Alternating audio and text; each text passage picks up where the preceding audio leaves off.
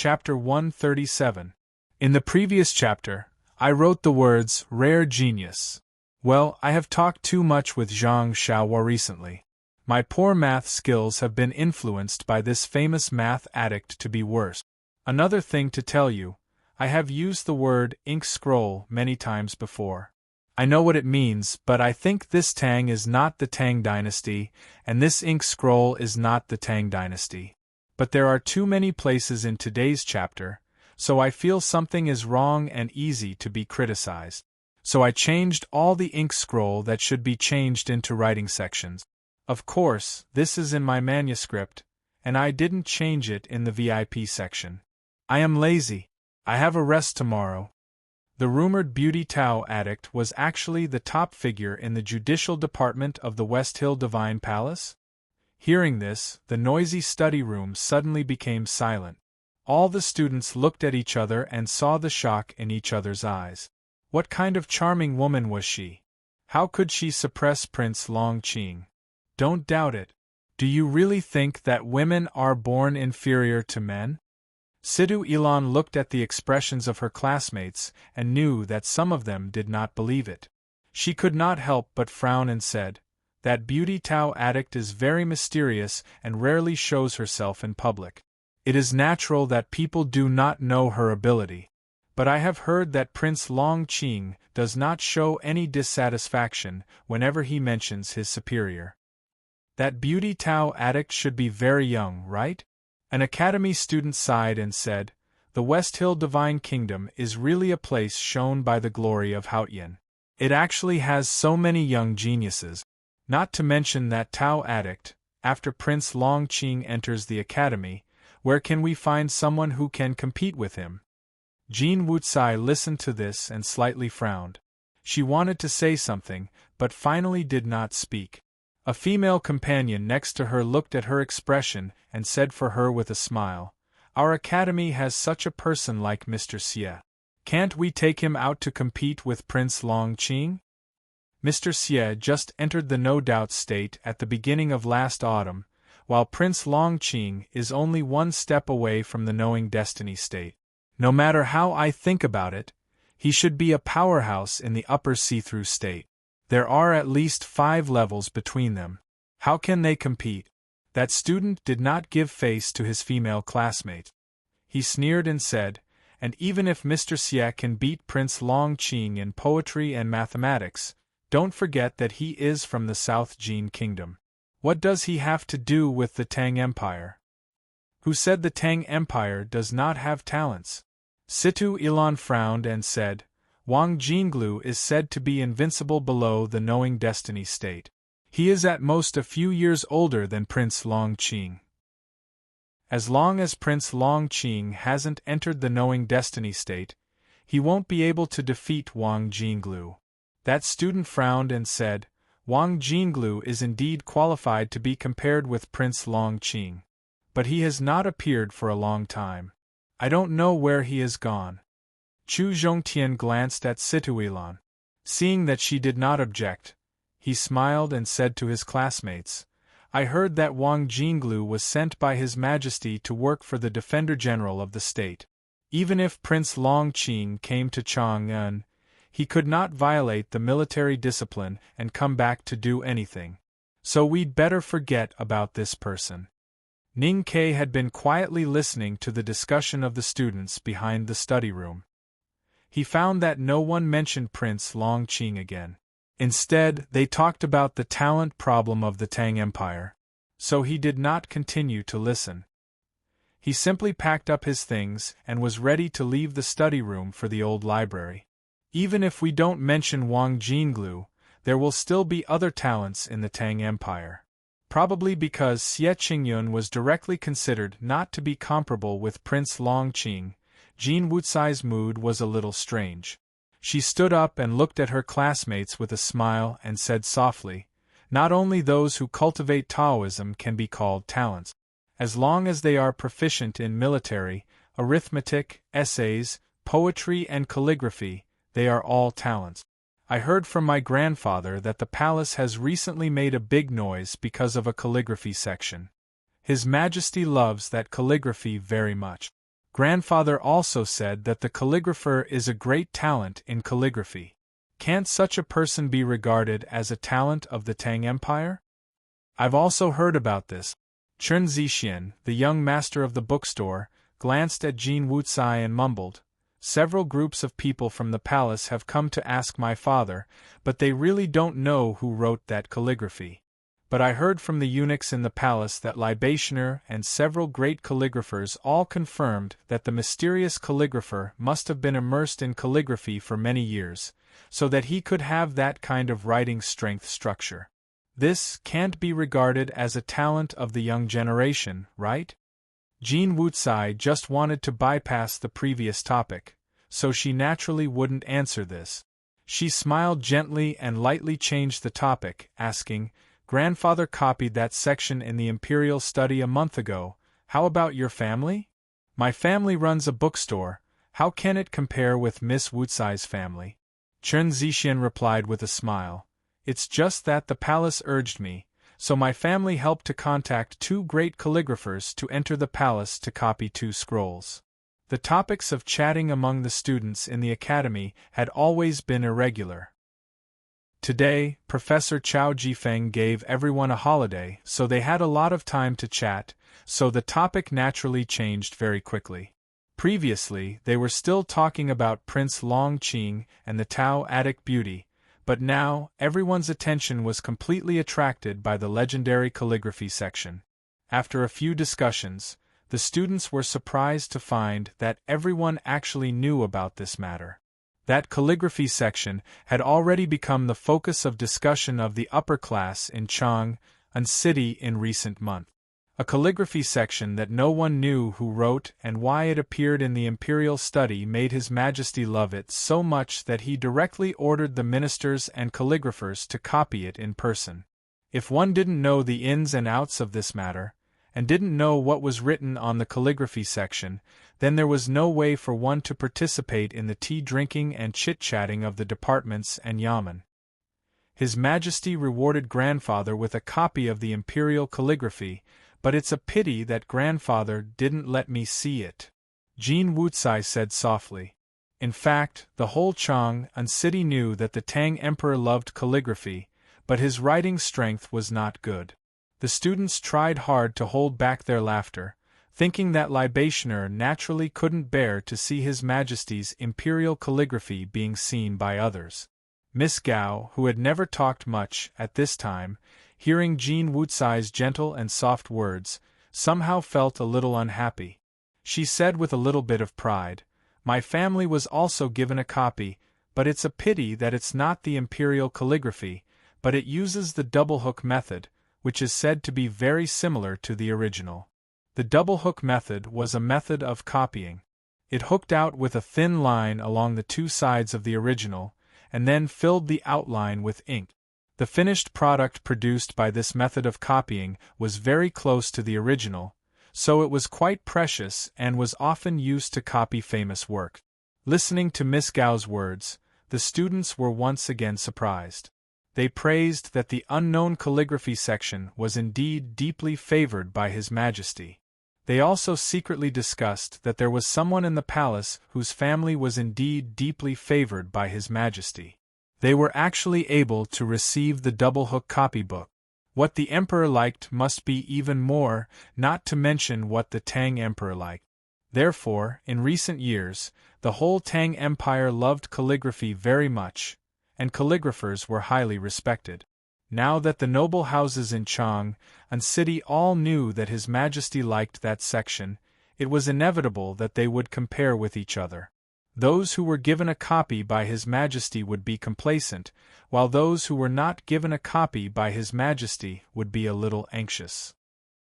Even those who had been given a copy by His Majesty would still compare the version. It was really a small section, but it wrinkled the ink in the inkstone of many mansions and disturbed the mood of many nobles. Some commoners who stayed in the academy at night curiously asked Miss Gao what was written on the section, and what charm did the words have that could make His Majesty so happy. Since Miss Gao had already opened her mouth, she naturally had to continue. She smiled slightly and kept praising the calligraphy as if it could not be found on earth or heaven. Excuse me, excuse me. Ning Ke walked out from the back of the study room with a few books under his armpit. When the crowd found him, they immediately stopped talking indifferently according to their usual habit. It was not until he walked out of the study room and into the rain-shielding corridor that they began to talk about the section again. Naturally, no one was willing to point out the flaws of the calligraphy that the emperor loved so much that he could not bear to part with. Furthermore, the calligraphy was truly exquisite. As a result, all the ministers and calligraphers who had seen the original work praised and sighed in accordance with the emperor's wishes. Although Miss Gao's words were slightly exaggerated, none of her classmates expressed any doubts. Jean Wucai knew why Miss Gao had said those words before. She smiled slightly and did not contradict her. Instead, she went along with Miss Gao's words and very sincerely praised the section. Following that, the topic of discussion shifted to the most mysterious and fascinating aspect of this matter. Who was the author of this piece of calligraphy? Who wrote it? Until now, no one knows. I heard that it appeared in the Imperial Study last spring, and then the palace searched for it for more than half a year. Those great calligraphers were all questioned, but no one admitted it. Do you think that it could be written by those scholars who sell calligraphy in the fragrance workshop? Don't look at me like that. There are many heroes in the wilderness, and talents are always in the mountains. Who says that those scholars who sell calligraphy can't write peerless works? You're right. But if it's the work of those poor calligraphers, why did he secretly send this section to the Imperial Study? If he could get to the palace, why would he be so poor? This is really a mystery. I don't know why the calligrapher has never stood up to admit it. You know that His Majesty admires him so much, and now he has caused such a disturbance in the court. As long as he is willing to show up, no one will pursue his crime. On the contrary, there must be a lot of wealth waiting for him. Jean Wucai frowned slightly and said after thinking for a moment, I think it's really possible that the calligrapher lives in a small calligraphy and painting shop in the streets of Chang'an. According to the palace, the calligrapher has never shown up after searching for such a long time. It's very likely that the place where he lives can't hear these rumors. Moreover, the palace must be looking for famous calligraphy and painting shops in Chang'an City, so they can't think of that place for a while. As for why the calligrapher's section could enter the Imperial Study, we don't know. She smiled gently and said a possibility.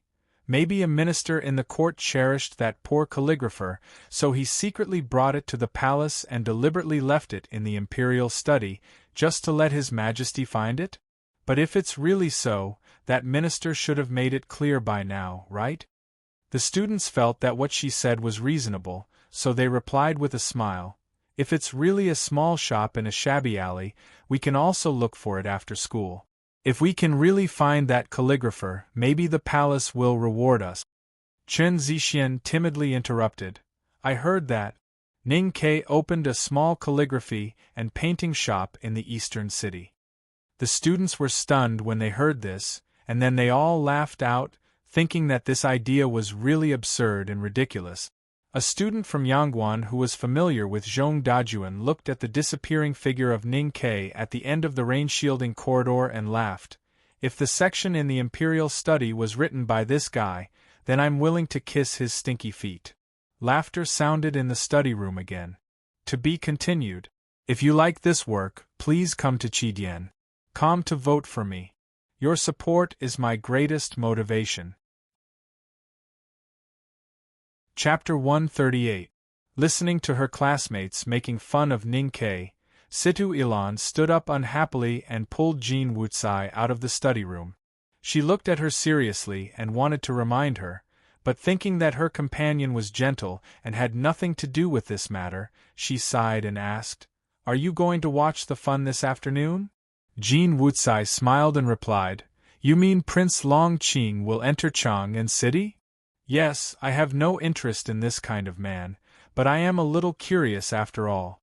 Situ Ilan said with a smile. Then I will go with you. Go to the building of pines and cranes and ask for a room. We should be able to see the long street. Situ Ilan looked at her jokingly and said, Why do you have time today? You don't need to accompany that great scholar? If you really want to see Prince Longqing and don't want to leave Xie Qingyun alone, you might as well take him with you. Prince Longqing will enter the city, of course he won't go. Jean Wucai said with a smile, Young men always have their own pride, not to mention him. Thinking of Ning Kei's experience these days, Situ Ilan said with some disdain, So what? Should Xie Qingyun be born more proud? Associate Professor Chao Jifeng went out of the city to welcome the revival of his country. Many students of the academy were discussing whether they should go to Chang'an City to watch the fun. Ning Kei, who was walking in the rain-shielding corridor, was full of cultivation and didn't even hear his classmates talking about the calligraphy, let alone think of joining the fun. But thinking that Prince Longqing had caused such a sensation in Chang'an City before he arrived, he could not help but feel a little envious and admiring. But there was not too much shock in this kind of envy and admiration. A bigwig of the judicial department of the West Hill Divine Palace? A genius who was about to step into the knowing destiny state? This kind of brilliance might be really shocking to others. However, he had been hanging out with Chun Pippi every day, a guy who had reached the knowing destiny state at the age of 16. He really could not see what was so great about this so-called peerless cultivation genius, who was praised by the world. He just had 2 eyes, a nose and a mouth. It was just that he would make a bigger splash when he jumped into the water because he was too fat and stupid when he first entered Chang'an in the 13th year of the Tianqi era. He met people like Chao Shaoshu and Chun Pippi.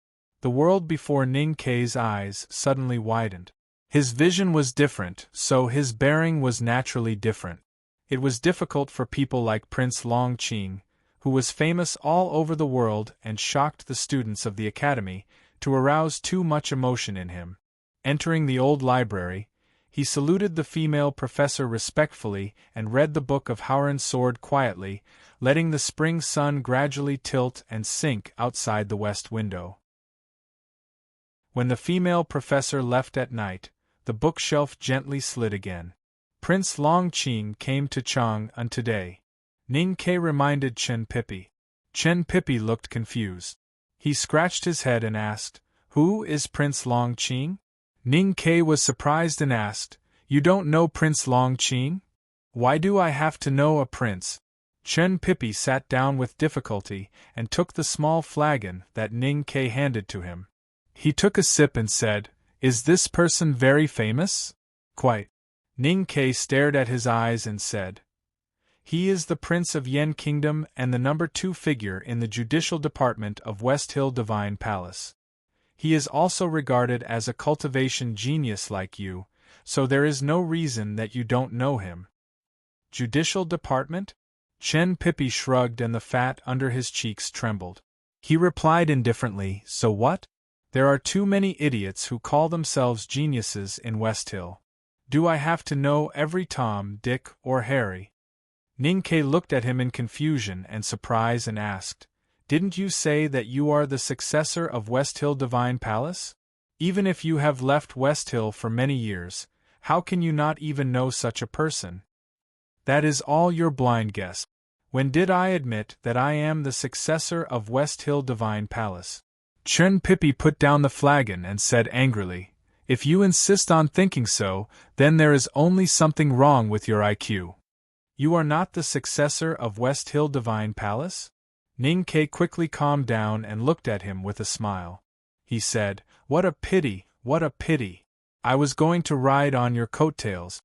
Chun Pippi was shocked and asked, When did you show enough respect to a genius like me, so that I can judge that you want to ride on my coattails? It was just a joke between friends, so no one took it seriously. Ning Kei suddenly thought of something and asked confusedly, Speaking of which, the relationship between Tang Empire and West Hill is really bad. In the whole world, only these two have the ability and qualification to be each other's opponent. It is not wrong to say that we are hidden enemies. In this case, why does the Academy still accept a guy from West Hill Divine Palace? Aren't you worried that West Hill Divine Palace will peep at your secrets? The Academy never recruits students based on their background, but only on their ability and temperament. This is the so-called education without discrimination. The headmaster of Academy even dares to accept a person like me as an ordinary student, not to mention the number 2 figure of the Judicial Department of Divine Hall. Chen Pippi sneered and then changed the topic. He looked at Ning Ke seriously and said, "The Judicial Department of Divine Hall specializes in suppressing heretics. They are extremely powerful and cruel. The people in it are crazy and crazy. They are not easy to deal with. They dare not do anything in Chang'an, but outside the Tang Empire, they are people who can stop babies from crying at night. Although you don't have to be afraid of them, you'd better not provoke them." Ning Ke saw that he was serious and nodded seriously to show that he remembered. Then he shook his head and sighed. "I heard that the number 1 figure of the Judicial Department of Divine Hall is a woman, who is called Tao Attic. People like Prince Longqing are already very difficult to deal with. I really can't imagine how difficult it is to deal with that woman."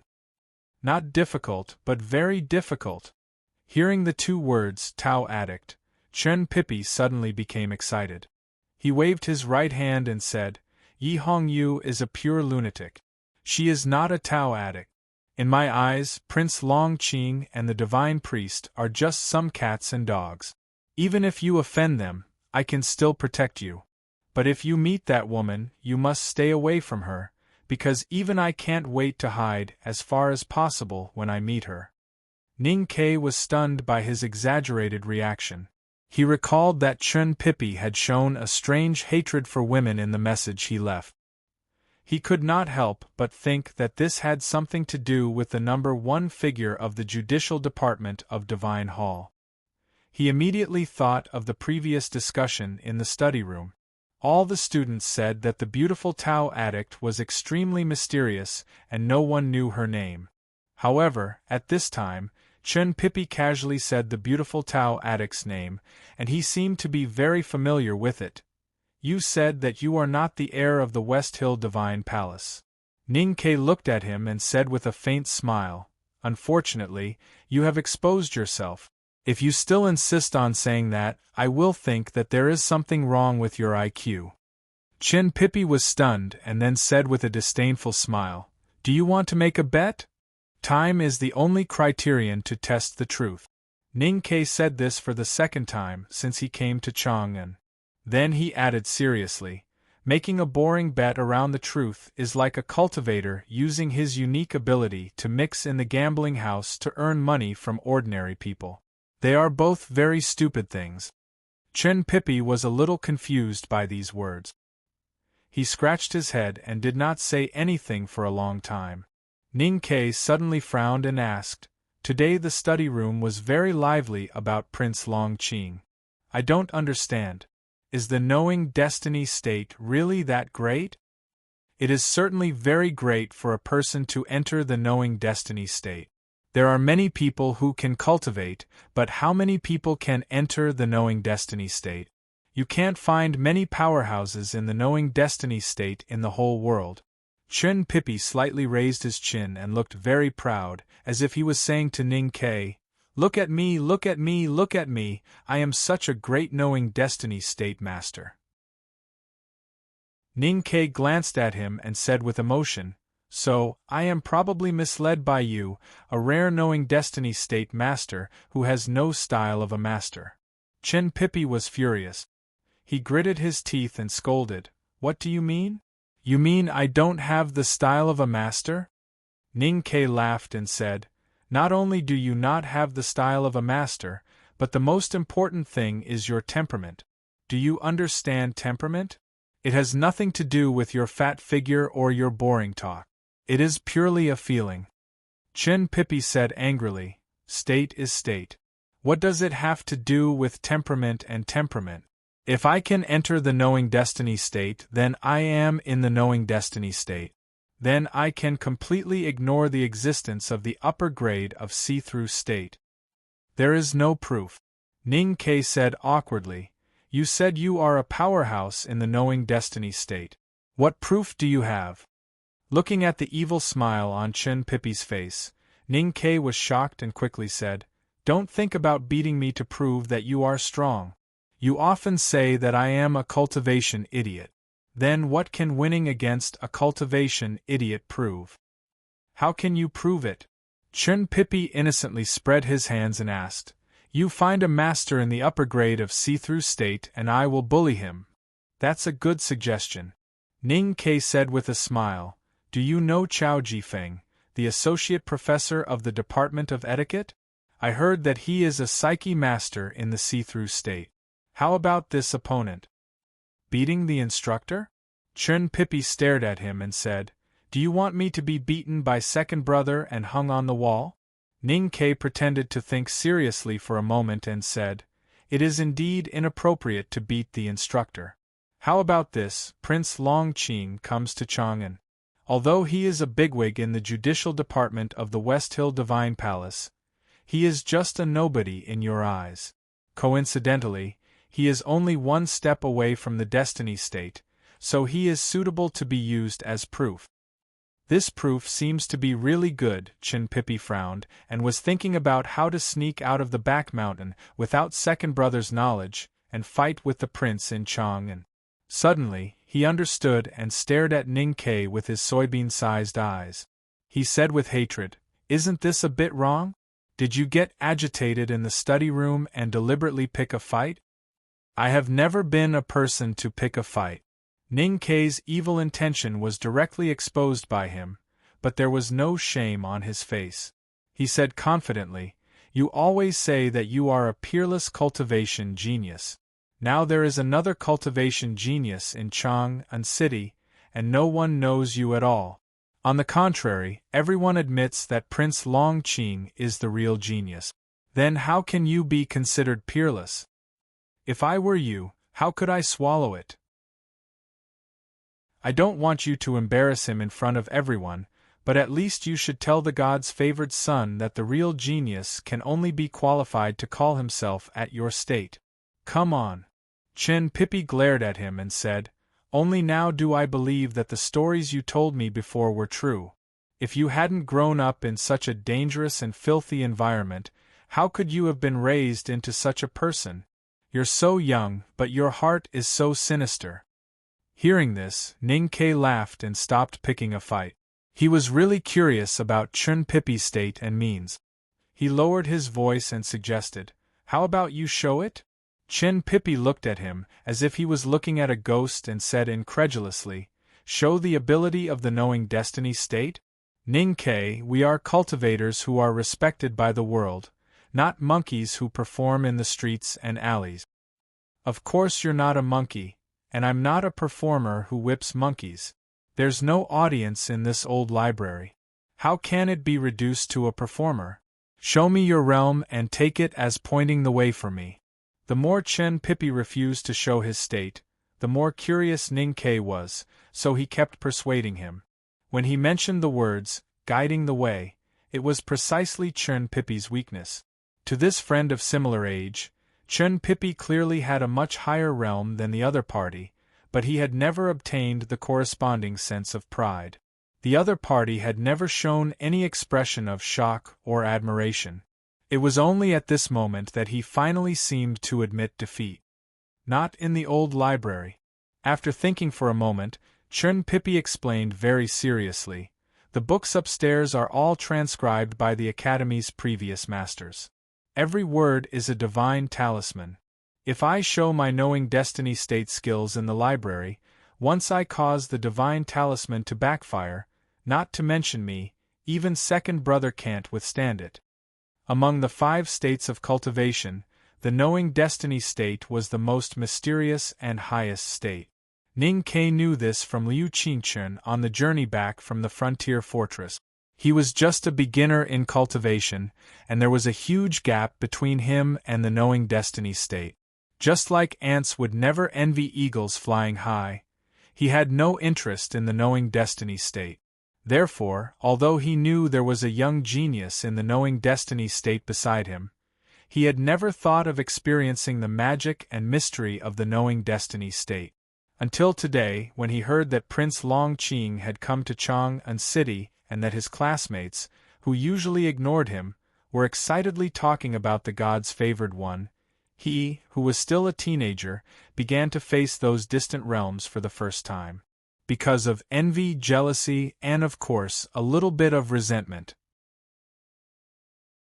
He had no such feelings towards Chen Pippi, who had already entered the knowing destiny state, because Chen Pippi was his friend and had saved his life once. However, he had some conflict and disgust towards the talented young man who had always been superior since he was born, just like the Son of God. Perhaps it was the outburst of the hatred of the grassroots towards the rich? Unfortunately, no matter how he persuaded, Chen Pippi still refused to show him the magic skills of the knowing destiny state. As the spring night deepened, he thought that Sang Sang was still waiting for him at home, so he had to go downstairs resentfully. Just as he walked past the edge of the wetland and was about to enter the academy's buildings, he suddenly stopped and stared at the shallow ripples of the water plants under the starlight. Gradually, a strong expression of shock appeared on his face. The wetland of the academy was very shallow and very clear. Walking by the lake in the daytime, one could clearly see countless red carps and black shuttles swimming among the water plants. The fish and the grass were very beautiful. If walking by the lake in the middle of the night, when the starlight was shining, one could even see the scales of the fish reflecting the starlight and twinkling in the wetland, weaving an illusory starry sky that was denser and more beautiful than the night sky.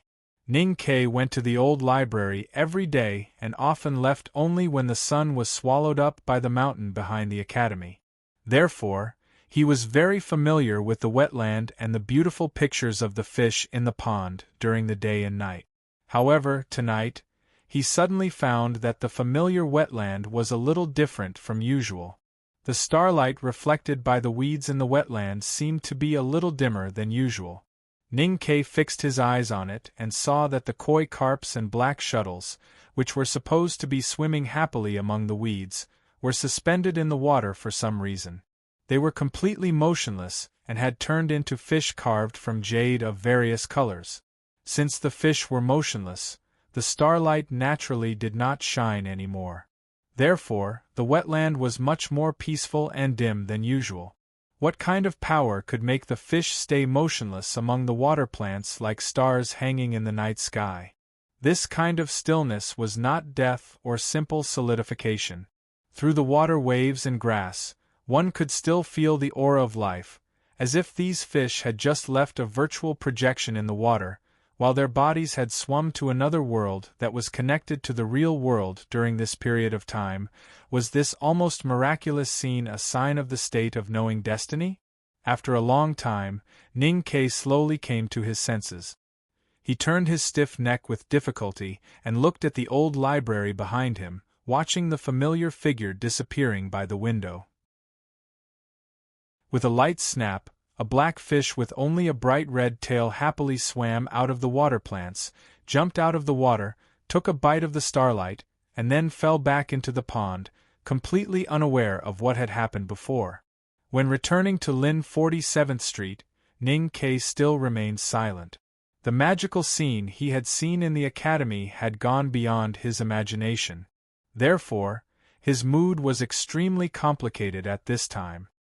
He was shocked and a little confused, but this confusion turned into a faint depression and a strong desire. His mind was preoccupied with those things, so he didn't notice that Lin 47th Street was rather lively today. Wu Lauer, who ran an antique shop next door, was describing some scene to his neighbors under the big pagoda tree. Wu Lauer's fierce wife, for some reason, had changed her temperament today. She didn't stop her husband from gesticulating, but just covered her mouth and giggled at the side, the thick makeup on her face rustling and falling. Tut tut, it seems that the state of knowing destiny is really amazing. He didn't know how he did it. Why were the fishes so obediently not moving? It looked like a magic trick from a year ago. Those fish lined up like soldiers and moved forward. But the old library is so far away from the wetland, there is no way to perform magic, right? Liu Qingchen once told me that the cultivators of knowing destiny state could essentially grasp the operating rules of the qi of heaven and earth, and understand the origin of the world. But isn't the origin of the world particles? It froze those fish, but they were still alive and kicking after they recovered. It looks like a fresh-keeping refrigerator. After entering the shop, he closed the door, sat on the round chair, and kept muttering to himself with his hands resting on his cheeks. After a long while, he suddenly felt that something was wrong. After thinking for a long time, he realized that he did not hear Song Song's voice when he got home today, nor did he drink hot tea immediately. Moreover, if he had said so much in the past, the girl would have started to mutter that the young master had started to talk nonsense again, but she did not do so today. Ning Ke looked up in surprise, and found that Sang Sang was sitting at the desk, staring at a point in the sky and giggling. Her hair was a little disheveled, and she looked like the legendary silly girl. Are you bewitched? Hearing this, Sang Sang suddenly woke up and stood up in a panic. She looked at him and said, "Young master, when did you come back?" Ning Ke said angrily, "Young master, I have been back for an hour. It doesn't matter if I am ignored by those ignorant kids in the academy, but do I have to enjoy this kind of treatment at home?" Song Song's dark face showed shame, and she hurried to pour tea for him. Ning Ke suddenly thought of the hot topic in the academy today. He raised his eyebrows and looked at the back of the little handmaiden. After a moment of hesitation, he asked, "Did you also go to watch the fun today?" Sang Sang poured half of the tea that had been brewed, and then poured hot water into it. She brought it to her lips and gently dipped it in the hot water. After finding that the tea was warm to Ning Ke's taste, she brought it to him and said shyly, "During the day, there was no business anyway, and sister-in-law Wu kept asking me to watch, so I went to have a look." Ning Ke gasped and looked at her little face incredulously. He thought that Prince Long Qing was so charming that even Sang Sang, a 12-year-old handmaiden, was bewitched like this. Sang Sang misunderstood his look and hurriedly rearranged her fluffy hair. She seriously explained, "Prince Long Qing's carriage did not take the Vermilion Bird Avenue, but the Tongnan Avenue. The street was narrow and there were many people, so it was too crowded and my hair was squeezed. But young master, don't worry, I didn't bring any silver when I went there, so I am not afraid of being stolen." "Is that what I am worried about?" Ning Ke angrily reprimanded. "Then what are you worried about, young master?" Sang Sang opened her willowy eyes and asked curiously. Ning Ke touched his head and wondered what he was worried about and angry about. After thinking for a while, he still could not figure it out, so he did not bother to think about it anymore.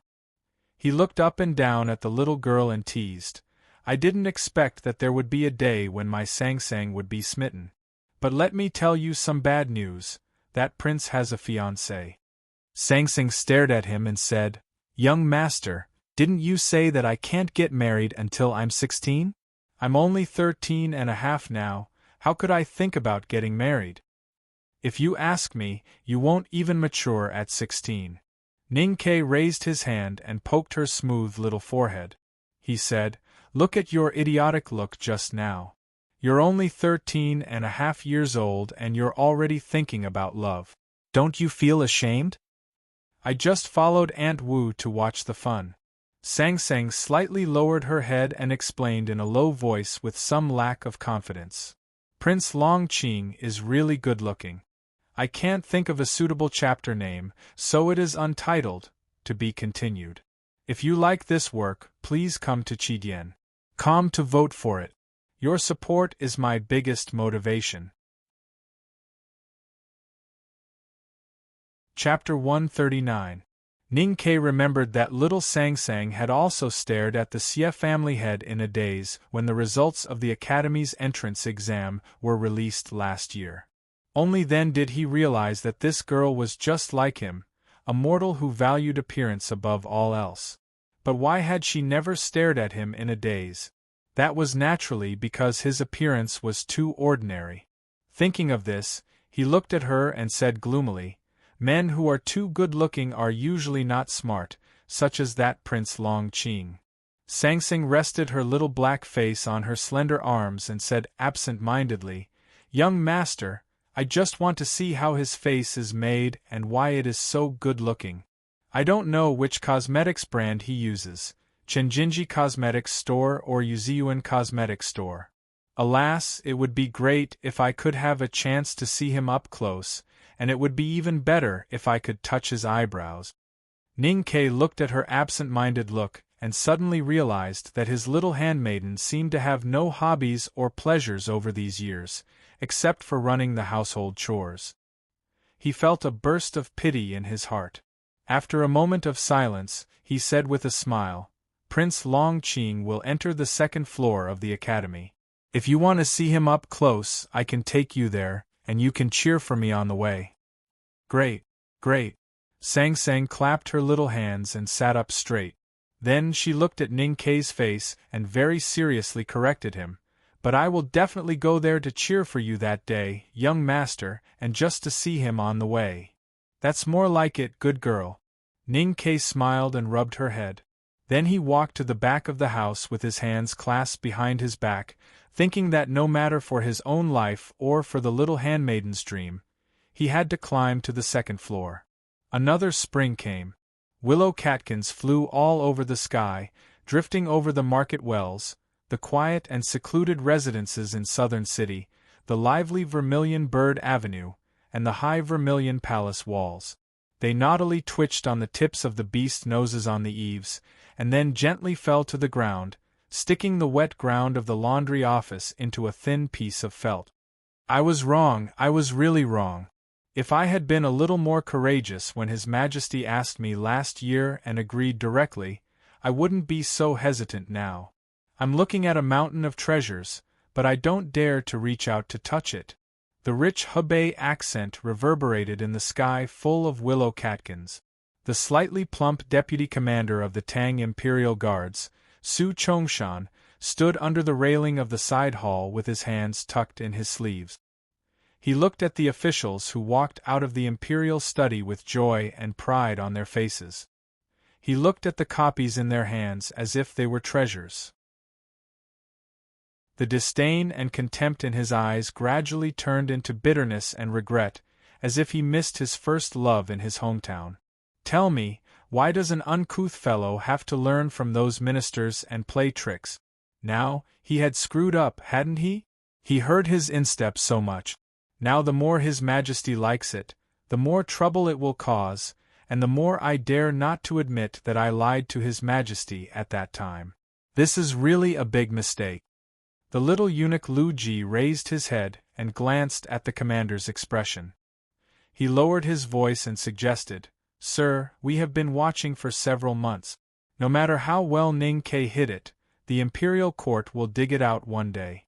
At that time, not only will we be punished for lying to the emperor, but our bodyguard office will also not get any benefit. Why don't we just take a gamble?" "What gamble?" Su Chongshan snorted coldly and said, "His Majesty likes it, Her Majesty likes it, and I don't know whether those ministers really like it or not. But anyway, His Majesty has been disappointed for so long. When he finally finds out that we have been hiding it from him for so long, all his disappointment and liking will turn into anger towards you and me. At that time, Ning Ke won't have any trouble, but you or me will bear the responsibility." When it came to serious business, the deputy commander's Hebei accent became much lighter. He did not say but I. Lu Ji did not dare to answer. He rolled his eyes and thought, if there really comes a day, I, a little eunuch, will be the one to take the blame. This matter.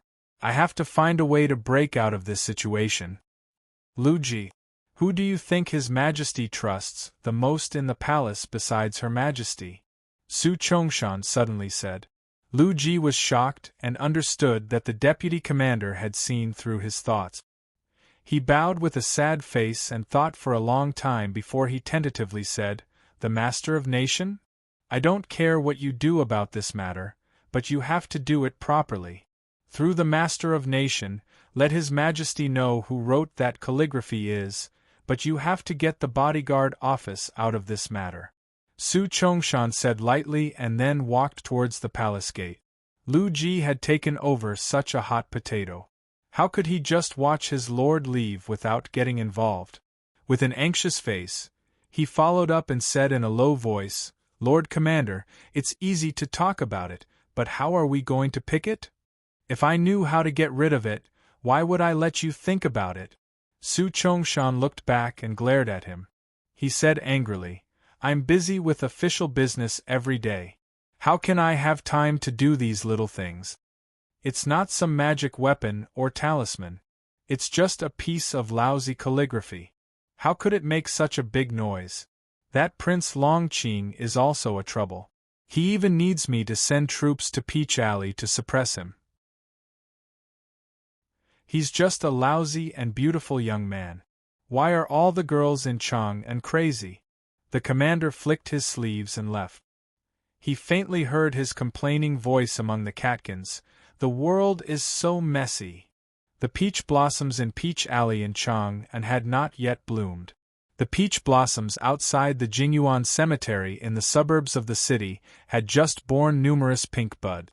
The Jingyuan Cemetery was located among the green forests and secluded mountains. Those who were qualified to be buried here were basically officials of the Tang Empire or wealthy businessmen and celebrities. It was the season to go hiking and sweep graves. The cemetery was surrounded by smoke that could not be blown away by the wind. The ashes of paper money that were still warm were piled up in front of the fire's screen at the edge of the forest. A tall and thin middle-aged man in a gray robe stood on the top of the cemetery and looked down quietly. He waited for the people in front of the stone grave to leave before he slowly walked down. Looking at the glorious resume of Zhang Yiqi, the censor of the Tang Empire, on the tombstone, the middle-aged man in a gray robe was silent for a moment.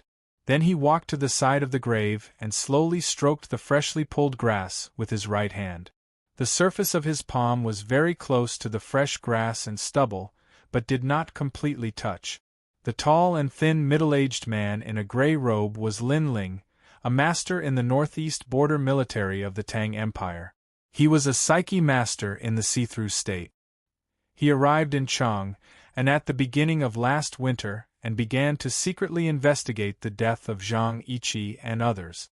In the past 6 months, he had read many files about the 3 murder cases through his acquaintances in the military ministry.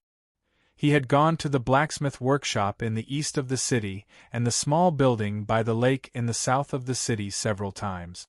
As for the Jingyuan Cemetery, this was the 4th time he had come. There were some doubtful points in the files about the last 2 murder cases. The most doubtful point was that the real murderer had not been caught. However, this master of the border military did not find any connection between the 2 files. Moreover, he was secretly investigating under the order of General Xiao. Before he found conclusive evidence, it was inconvenient for him to communicate with the relevant departments of the imperial court. Naturally, there was no way for him to get help from those departments, such as the Chang'an local government. As for the file about the death of censor Zhang Yiqi, he had read it many times. However, he did not find any problem at all. It seemed that an old censor who was afraid of his wife had a traffic accident when he ran out of the brothel in a hurry. He did not know that because the censor's wife did not let go of the House of Red Sleeves in the beginning, the Chang'an local government had made a very solid record of this file. Not to mention him, even if the imperial court sent professionals to read it, they could not find any problem in the file. If it was an ordinary person, he might directly leave Chang'an and return to the northeast border military camp to submit his own judgment after several months without finding anything strange. However, Lin Ling was not only a master in the see-through state, but also a soldier of the Tang Empire. Before he was completely sure, he had enough perseverance and patience to persist. Moreover, he knew better than anyone else that General Xiaohou and Military Counselor Gu Shi would never accept any ambiguous conclusion. Before he left, Military Counselor Gu Shi had told him that the death of Censor Zhang Yiqi was the most critical of the 3 murder cases in Chang'an City. The general did not need him to find out whether there was any connection between the 3 murder cases. He only needed him to confirm whether Censor Zhang Yiqi really died in a traffic accident, and there was no other doubt. The suburbs of Chang'an City, the tombs of the dignitaries. Lin Ling quietly looked at the tombs in front of him, and slowly frowned. He sighed in a voice so low that it was almost inaudible. Since we can't ask the Chang'an local government to open the coffin and examine the corpse, and we can't open the tomb by ourselves at the risk of the imperial court's investigation and anger, then how can we find out whether the censor died in the coffin or not? Although he found nothing and seemed to be in a dilemma, he still did not choose to leave. Instead, his face gradually revealed a determined expression. He took a few steps back, lifted the front lapel of his green robe, and sat on the ground. What he was going to do next would cause great damage to his cultivation, and it was similar to looking for a small stone in the haystack. What was more troublesome was that he did not know whether the small stone was in the haystack or not. But he still decided to do so, because only by doing this could he convince himself to leave Chang'an City. In this way, the powerhouse in the see-through realm from the northeast border military of the Tang Empire sat down among the tombs. He let the willow catkins gently fall on his lapel, and let the new green peach buds look at him mockingly on the branches. He sat there from morning to afternoon. His shadow became slanted and shrank, and his face became paler and paler. After an unknown period of time, Lin Ling slowly opened her eyes and looked at the tomb of the censor, not far in front of her. Her face revealed an extremely shocked expression, but her eyes were filled with doubt and some relief. It was as if she had confirmed something, confirmed a certain speculation, and felt relieved. He raised his sleeves and gently wiped the sweat that was about to drip down from his eyebrows.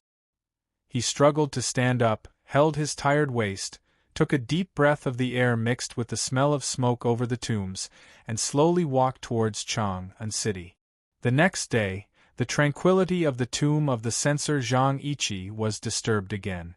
The person who came was not the fierce wife who cried yesterday, nor the plump concubines who cried but had no tears, but Lin Ling and several runners of the Chang'an local government. Today, Lin Ling did not wear the green casual clothes, but the military uniform of the Tang army, which made him look particularly neat and strong. He turned around and bowed to the runners of the Chang'an local government and said softly, "Your Honor, since I am willing to use my head as a guarantee, may I ask when we will open the coffin?" The runners separated, and the prefectural magistrate of Chang'an City, Shangguan Yangyu, frowned and walked out. The person is on the journey, updated regularly, to be continued. If you like this work, you are welcome to vote for it and vote monthly. Your support is my greatest motivation. Chapter 140. Because of the frown, Shangguan Yangyu's triangular eyes looked even uglier. He gently stroked the sparse beard on his chin and looked at Lin Ling with disgust. Although you have taken the document to return to the capital from the military ministry, and the Imperial Center administration has also proved your identity, so I will not punish you for leaving the military camp without permission, but you should know that this case has been closed for many days. What kind of argument is it to open the coffin and re-examine it because of your groundless words? Hearing this, Lin Ling knew that the conversation between them in the Chang'an local government was not smooth, let alone pleasant. After a short silence, Lin Ling said softly, "Prefectural magistrate, if the Chang'an local government insists on not opening the coffin and re-examining it, I have to ask the military ministry for help." "Are you using the military ministry to threaten me?" Shangguan Yangyu had never been a man of iron bones, But now that he had the opportunity to sit in the position of the head of the Chang and local government, he was not willing to lose face in front of his subordinates. He sneered and reminded, "The censor is buried in the tomb. Even if there is a change in the case, it is still a problem for the security of the capital. If I don't say anything, even the military ministry has no reason to intervene. Do you want me to go to court with your general?" Lin Ling thought of the military counselor's advice before he left and looked at the prefectural magistrate of Chang'an. He suddenly understood something and said with a smile, "Sir, I just found some doubts, so I told the Chang'an local government. I think since you are willing to come to the cemetery, you must have some intentions, but I don't know what you need me to pay attention to. Please tell me directly." Shangguan Yangyu looked a little better. He stroked his beard and thought for a moment. Then he said expressionlessly, "There are doubts in any case, no matter if it's the censor or the common people. I'm in charge of the Chang and city's officials and people on behalf of His Majesty. Of course, I have to make a serious judgment. But you have to know that this has nothing to do with the military ministry or General Xiahou." Lin Ling understood the hidden meaning in the prefectural magistrate's words. After thinking for a while, he lowered his voice and asked, "I have other business to attend to, but I accidentally found something wrong with the censor's remains in the tomb?" "That's right." Shangguan Yangyu glanced at him indifferently and said, "And you must remember that no matter what the result of opening the coffin is, before we find the real suspect, we can only investigate in secret. Especially, we can't let the lady in the censor's mansion know about it." A subordinate heard this and said awkwardly, "Darren, if you want to open the coffin and examine the corpse, you have to inform the censor's mansion. Otherwise, if there is a lawsuit in the future, it will be very difficult for us to be on the side of reason." Shangguan Yangyu listened to his subordinate's advice and didn't answer. He just looked at Lin Ling quietly. The meaning of this behavior was very clear. She didn't ask the victim's family and open the coffin, so she had to take the blame. Since he couldn't use the name of the military ministry and General Xiahou, he would have to take the blame if there was any disagreement afterwards. A bitter smile appeared on Lin Ling's face. He thought that the officials in Chang'an City, whether it was the scribe he dealt with a few days ago or the prefectural magistrate who came in person today, were all so slippery. If it was another situation, Lin Ling would definitely not be willing to take the blame. Without the protection of the military ministry and General Xiahou, even if he was a psyche master in the see-through realm, it would be a little troublesome to face the anger of the censor's mansion. However, the general had ordered him to do so, and he was very sure that there was something wrong with the remains in the tomb. So after a moment of silence and consideration, he looked at Shangguan Yangyu and nodded heavily, saying, "As you wish, Darren." "Very good." Shangguan Yangyu looked calm, but he began to feel anxious deep inside. Since this psyche master from the Northeast Border Army dared to take such a big blame, it meant that he was very confident about the situation in the tomb. In this way, it seemed that there was really some conspiracy behind the death of censor Zhang Yiqi. The works official, Hu Zuo, was waiting beside the censor's tomb with all kinds of tools. When the spring sun was in the middle of the sky and the yang qi was the strongest, with a shout, the workers transferred from the cemetery, under the command of the works official of the Chang and local government, turned the tomb that was cleaned by the family yesterday into a messy construction site. The tomb was opened from the back, and a black coffin lay quietly in the slightly damp tomb. The workers put a wooden plank on top of the tomb and tied 7 ropes to it. After shouting for a long time, they finally hoisted the heavy coffin up. As the coffin was opened, Shangguan Yangyu quickly covered his nose with a handkerchief.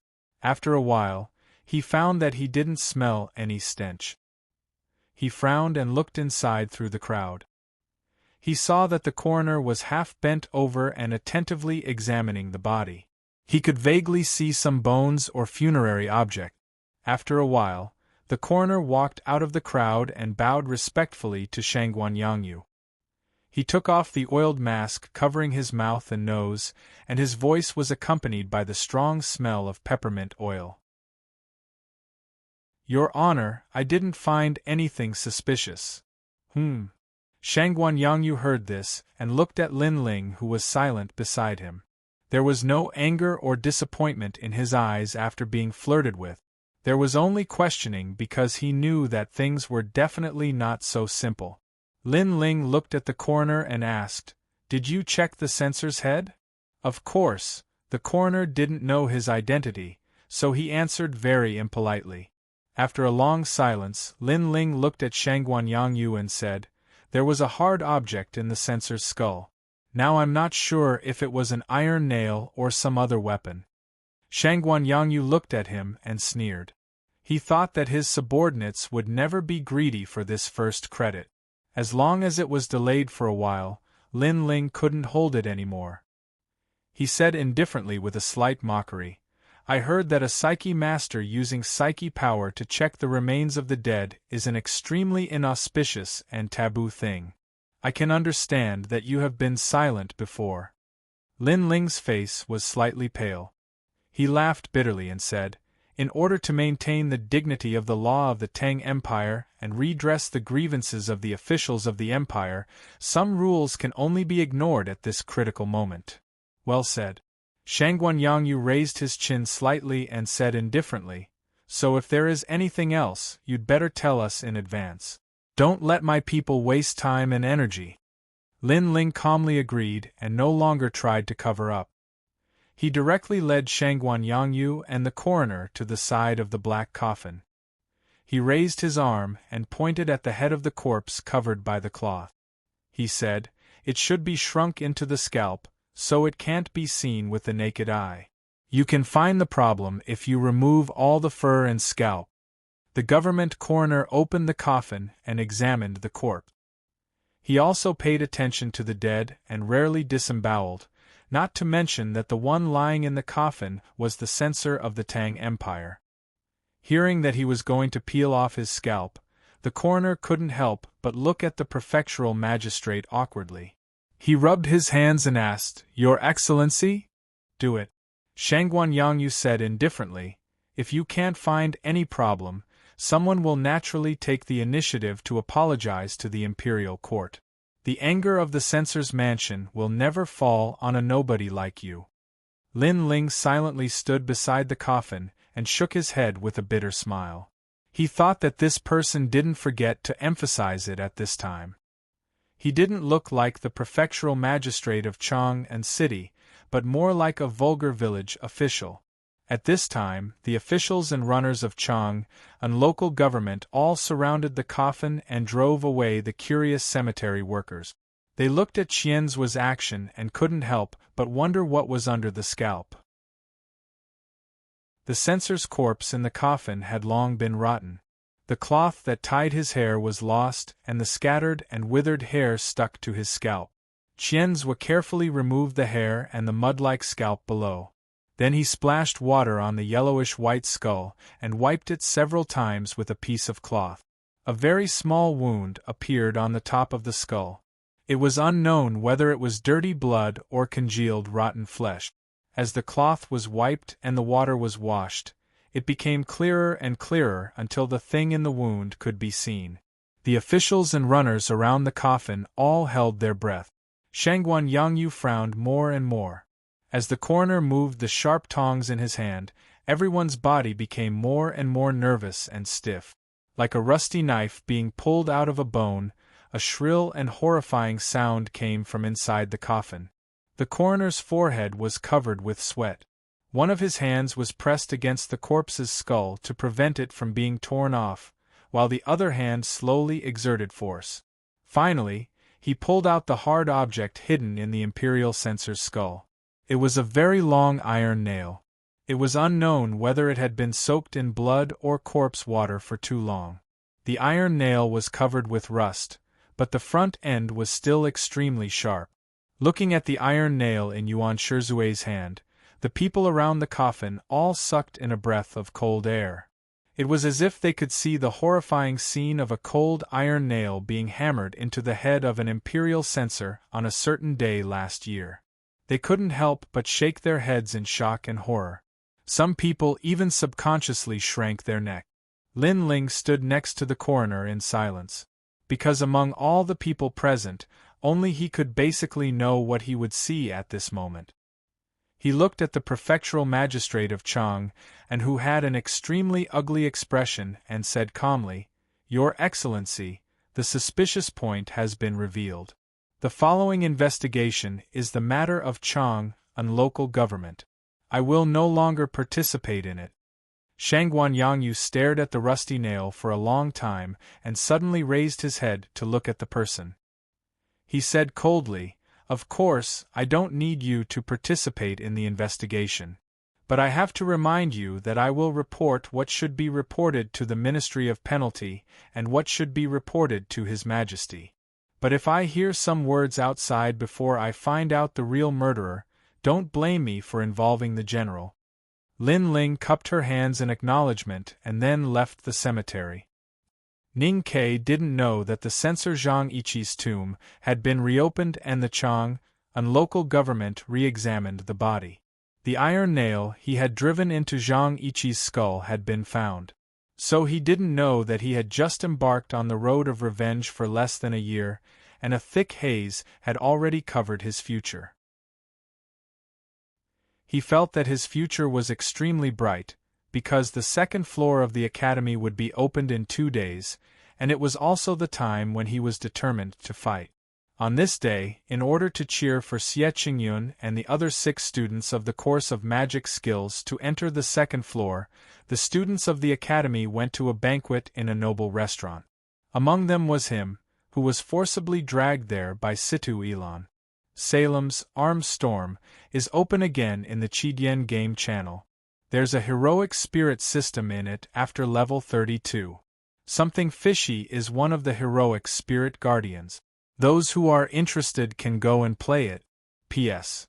Something fishy in reality, that is, I arrived in Shaman yesterday to deal with some private affairs and then fell ill. I was very uncomfortable, so I didn't pretend to be pitiful and sad.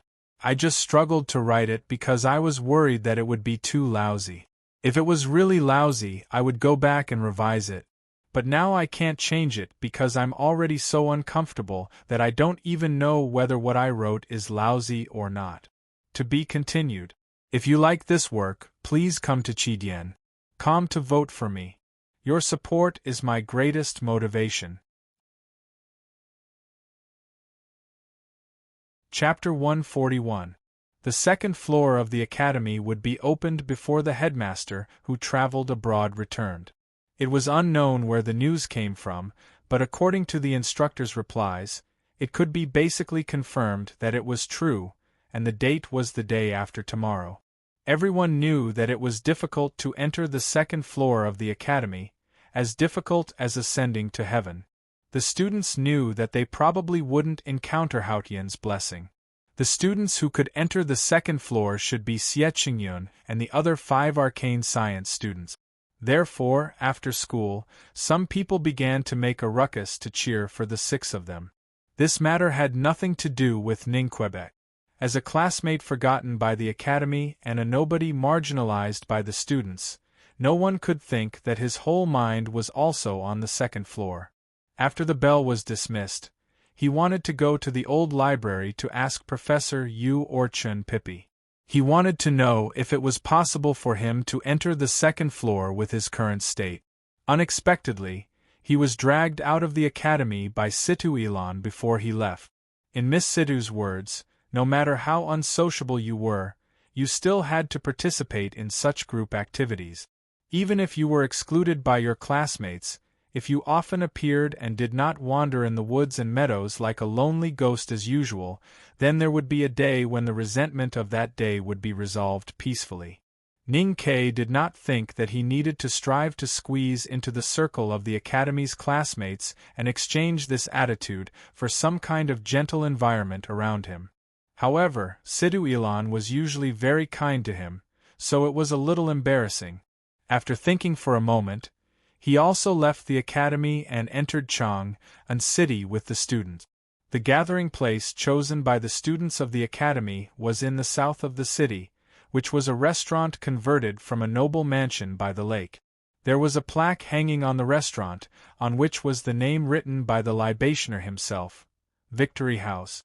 Victory House was the first noble restaurant in Chang'an City, covering a large area with extremely exquisite and luxurious decorations. The guests were either ministers of the imperial court or rich people from the four cities. If it were not for the academy's reputation, it would be extremely difficult to even book a heavenly dining platform outside the mansion. Now it was spring and the grass was long.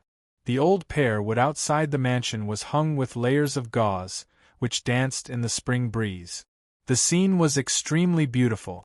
More than 100 young male and female students smiled against the railing, chuckled around the lake, or lifted the gauze to walk, which suddenly turned this place into a wonderful place for youth and singing. Ning Kai stood in an inconspicuous corner, holding a small teapot in his hand, calmly watching his classmates who were playing in the spring breeze. Thinking that he probably would not see any enthusiastic faces at the banquet later, he still sat in the corner in a daze. He estimated that he would leave in advance in the middle of the banquet, so he called the manservant of the Victory House and gave him some money, asking him to hire someone to send a message to Lin 47th Street and let Sang Sang bring the carriage to wait outside the door. After a long time, the students who were in the limelight chose the most elegant and unrestrained table by the railing, and the students who were in the heat of love looked at a secluded place in the bamboo forest behind the curtain. Only then did the large balcony by the lake gradually quiet down. Situ Ilan deserved to be the little leader of the female army in Chang'an. She stood up and said a few words in a natural and unrestrained manner, nothing more than wishing the 6 students of the course of magic skills to achieve good results the day after tomorrow, and wishing all the classmates to make progress in their studies and so on. As soon as she finished speaking, all kinds of fruits and exquisite food were served like flowing water. The students began to drink and have fun. In the most lively place, they could clearly hear the students' earnest expectations and light flattery to Xie Qingyun and other 5 people. I heard that the second floor only recruits 1 person this time. Linchuan Wangying still looked childish. Looking at those big brothers and sisters around her, she then turned to the side and timidly asked, "Was it the same rule before?" Xie Qingyun smiled and looked at the classmates around him. He calmly replied, "The rule of the second floor is different every time it opens. It is possible to recruit only 1 person this time. It is quite difficult, so I will try my best to live up to the expectations of my classmates and the teacher's painstaking teaching." Zhong Dajuan opened the folding fan with a snap and said with a loud laugh, "Qingyun, you have now entered the no-doubt state. Even Professor Chao calls you the first person in the course of magic skills and thinks that you have a great chance to enter the second floor. If even you have no confidence, then who else can enter the second floor this year?" Thinking of this, Linchuan Wangying could not help but look a little gloomy. Immediately, his youthful face showed undisguised envy to Xie Qingyun and said, "Brother Xie, when you enter the second floor in the future, you must remember to tell everyone what it is like inside. I am really curious." Xie Qingyun gently smiled and patted the teenager's shoulder, saying, "You are still young. Even if you can't enter the second floor this time, you will enter it next time. You don't need me to inquire about it for you." At this moment, there came a rush of hooves outside the Victory House. The students at the lakeside banquet did not care about it. Every day in Chang'an City, they could see several groups of cavalries galloping. Only Ning Kai, who sat quietly in the corner, looked up at the source of the hooves, because he could tell that these cavalries were not the Yulin Royal Guards, but the frontier army who had really seen blood on the battlefield. A moment later, a young general dressed in military attire walked up to the lakeside terrace under the lead of a few subordinates. He looked at these students drinking and having fun in the spring breeze. His brows couldn't help but furrow slightly. He directly lifted the veil curtain and charged into the even more quiet and secluded depths of the courtyard. Several Tang soldiers carried a smell of iron and blood, which was very different from the relaxed atmosphere on the lakeside terrace.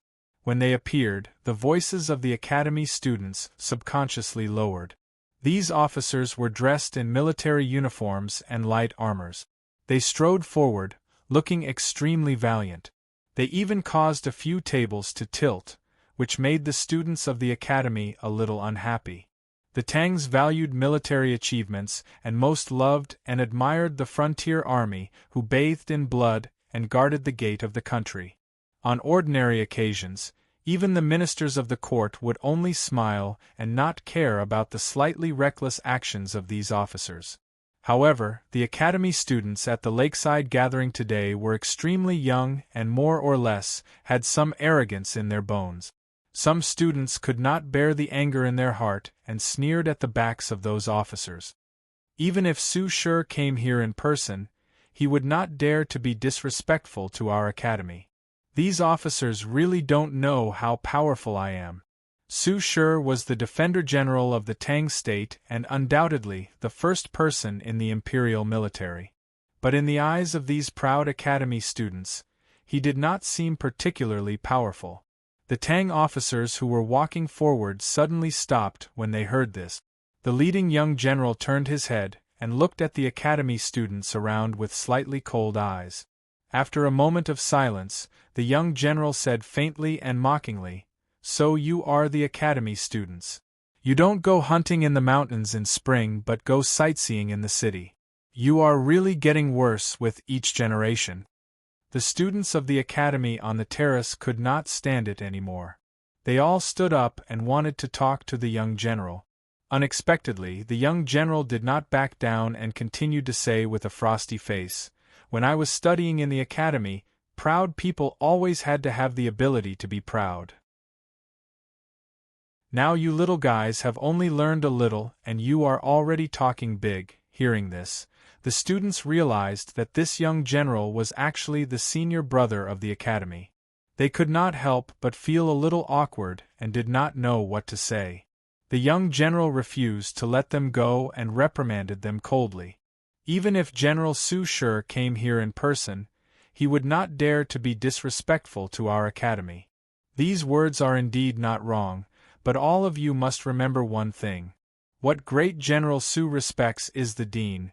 He respects the instructors, and not you bunch of trash. From now on, keep your mouths shut when you are outside. If I hear any academy students talk big outside, don't blame me for beating you up according to the academy rules. The first lesson of the academy was about etiquette. Etiquette was the rule. The rule of the academy was that whoever had the bigger fist and seniority was the one in the right. This was the teaching that the students had long remembered. At this time, when they heard that the senior of the academy was going to use the academy rules, naturally, no one dared to speak carelessly. Sidhu Ilan lifted the veil and looked at the situation here. She could not help but laugh out loud. She looked at the young general and said, "Second brother Hua, you are the senior captain of the Gushan Commandery. Why do you have to be angry at your junior brothers and sisters?" Hearing this, the students looked at the young general with even more different eyes. The senior captain of the Gushan Commandery, Hua Shangyue, was a star figure in the young generation of the Tang military. No wonder he was so powerful before. Hua Shangyue looked at Sidhu Ilan, who came out from behind the veil, and sighed helplessly.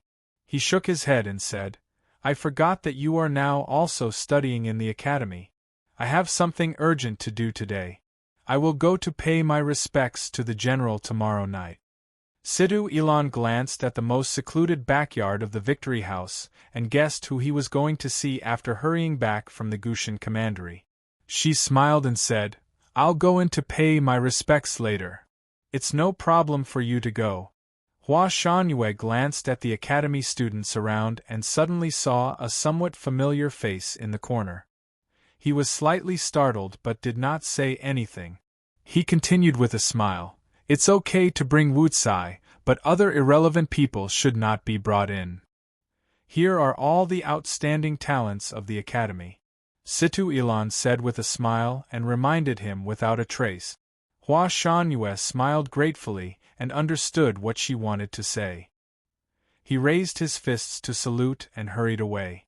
When they were drunk, the lively place became livelier and the desolate place became more desolate. Situ Ilan used some method to avoid the eyes of her classmates and quietly went to the most inconspicuous corner behind the veil. She looked at Ning Ke, who was half of his body looking for frogs, and frowned. She said, "Why don't you want to talk more with them? Their faces are disgusting and their words are boring." Ning Ke looked at the water reptiles on the moss of the lake and sighed regretfully. He turned his head to look at her and said, "This is probably how they see me. If that's the case, why should I go over and affect their appetite?" Situ Ilan looked at him seriously and said, "These months you have been wandering like a lonely ghost. I really don't understand. Don't you want to clear your name and tell the whole academy that you didn't avoid the battle in the semester exam? The semester exam bet is really a very boring thing. Of course, I am not used to being wronged. But since I have been wronged, it will be too weak to go to the fun and harmonious. It will be disgusting." Ning Ke said with a smile, "I will clear my name." Situ Ilan asked, "When?" Ning Ke thought for a while and then answered with some uncertainty, "Maybe the day after tomorrow? To be continued. If you like this work, please come to Chidian. Come to vote for me. Your support is my biggest motivation." Chapter 142. When the second floor opened and everyone was silent, you suddenly stood up and said with a smile, "I can." Situ Ilan looked at him and shook her head with a smile. She sighed and said, "The picture is beautiful and the story is wonderful, but it's a pity that you and I are both poor people who can't cultivate." "I can." Ning Ke thought that the girl by the railing would not believe him even if he said it. He smiled gently and changed the topic. He looked at the lively place on the other side of the veil and said slowly, "If the second floor only recruits one person this time, then I don't understand why they are so happy." Situ Ilan said with a smile, "Because Mr. Xie is much more popular than you. Even if someone is jealous of him, they won't show it on their faces. Instead, they will cheer for him like Zhong Dajuan." Ning Ke was silent for a moment and suddenly said with a smile, "Have you all forgotten someone?" Situ Ilan was stunned and then immediately understood what he meant. She was shocked, speechless. All the students of the academy, including her, had forgotten Prince Longqing from the Yen Kingdom. Maybe it was because in their minds, Prince Longqing was a bigwig in the judicial department of the West Hill Divine Palace and a peerless cultivation genius. So they subconsciously put him in a higher position and never thought of comparing him with themselves. Moreover, the god's favored son, who had aroused the desire of thousands of girls when he entered Chang'an City, had been living in Peach Alley these days. He even found an excuse not to attend the palace banquet. He was really low-key to the extreme. Everyone knows that Prince Longqing came to Chang'an City to replace the Crown Prince of Yen as a hostage. But no matter his identity as a prince or the inviolable dignity of the West Hill Divine Palace, he needs another justifiable reason. So the rumor that he wants to enter the second floor of the academy for further study may not be just a rumor.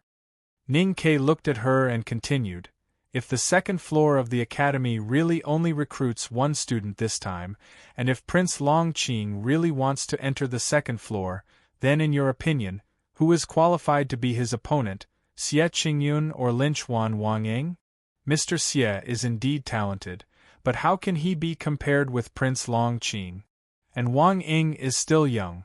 Situ Ilan gradually digested the shock in her heart and suddenly thought of a possibility. She asked, "Is it possible that Prince Longqing doesn't occupy the quota of entering the building?" Ning Ke shook his head and said, "If he occupies the quota, what will these happy guys do?" He smiled and pretended to comfort her. But I think Xie Qingyun will not be discouraged even if he knows that he has to compete with Prince Longqing for the only place. On the contrary, he may be inspired to fight more strongly. Situ Ilan shook her head and said, Prince Longqing is one step away from the knowing destiny state, while Mr. Xie has just entered the no-doubt state. The difference between their states is too great, and the fighting won't play a big role.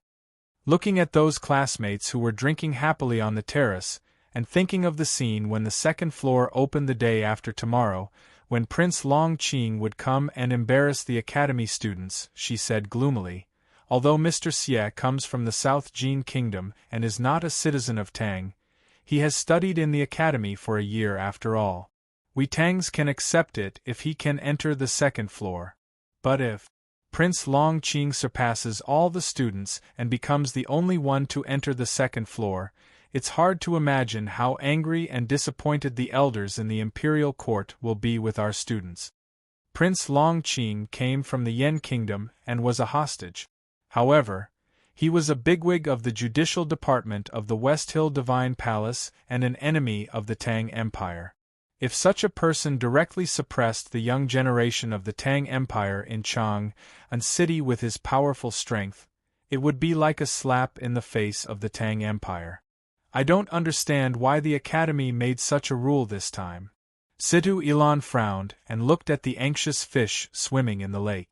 She said, Isn't it deliberately creating a scene for Prince Longqing to look down on all the mountains?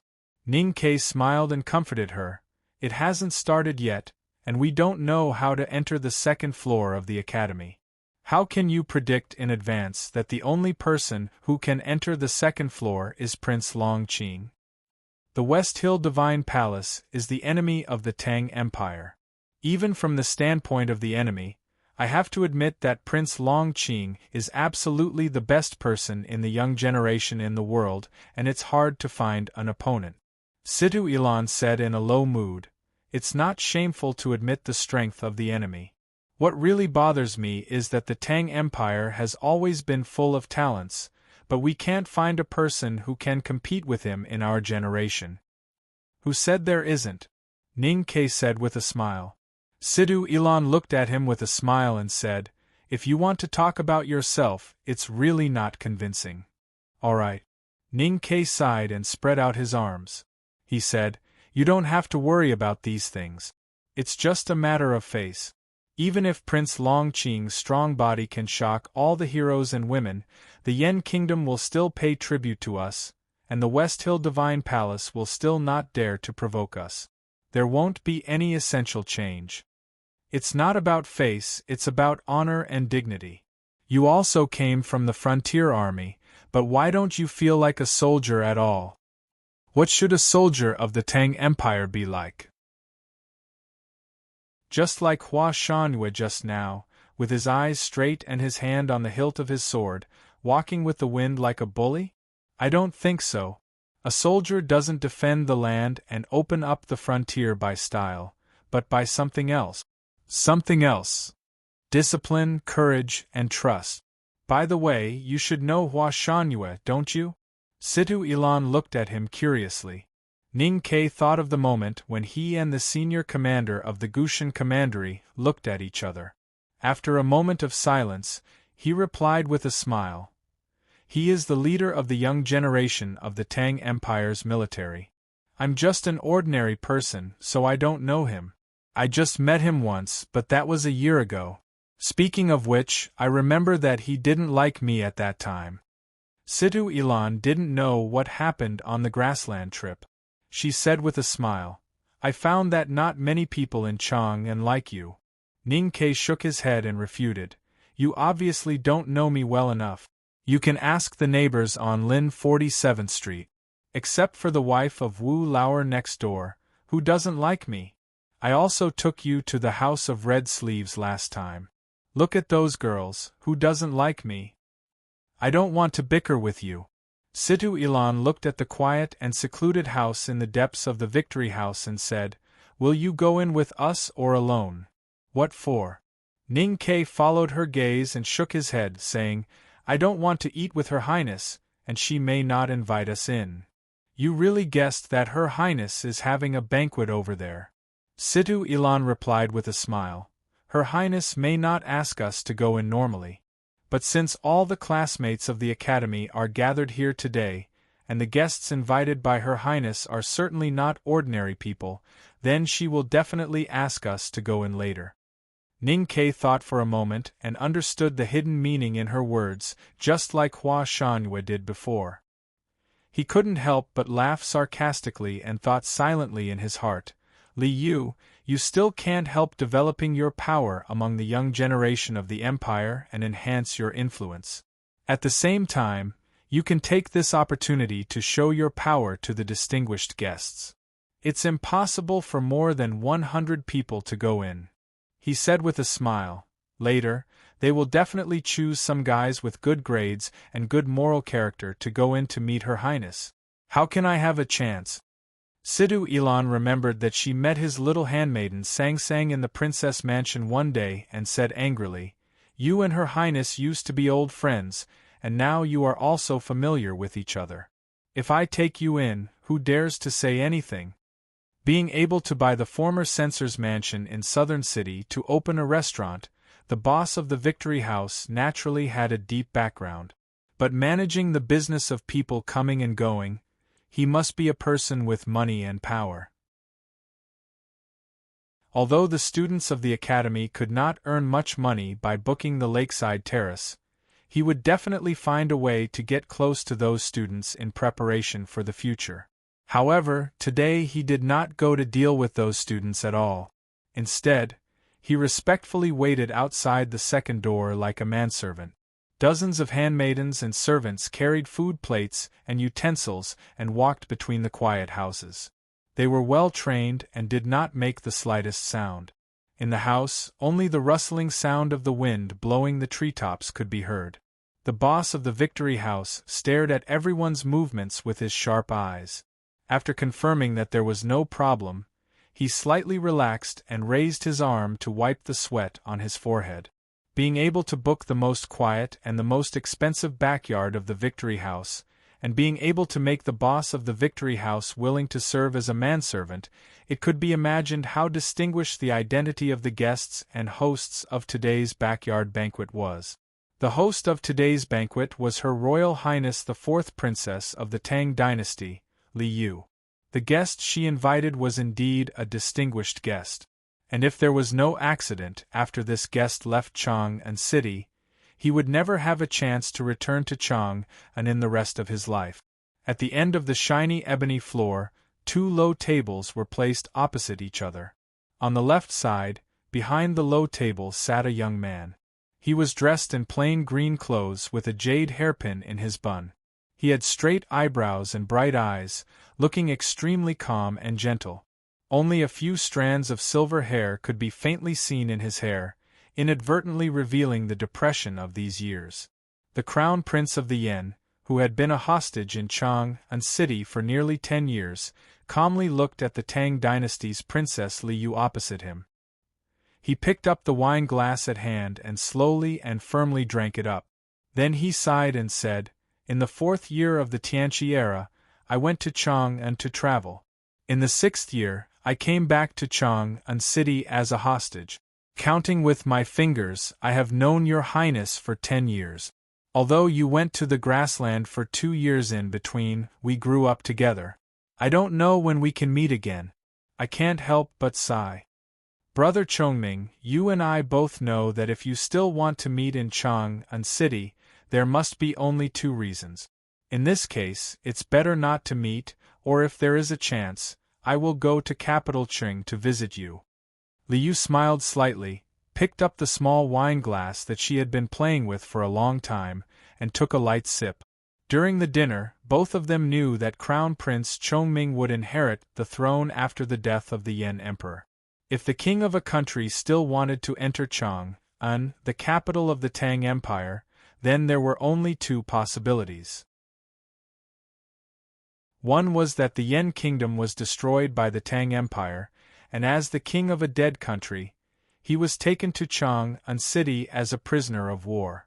The second was that he led the Yen Kingdom army to attack Chang'an City.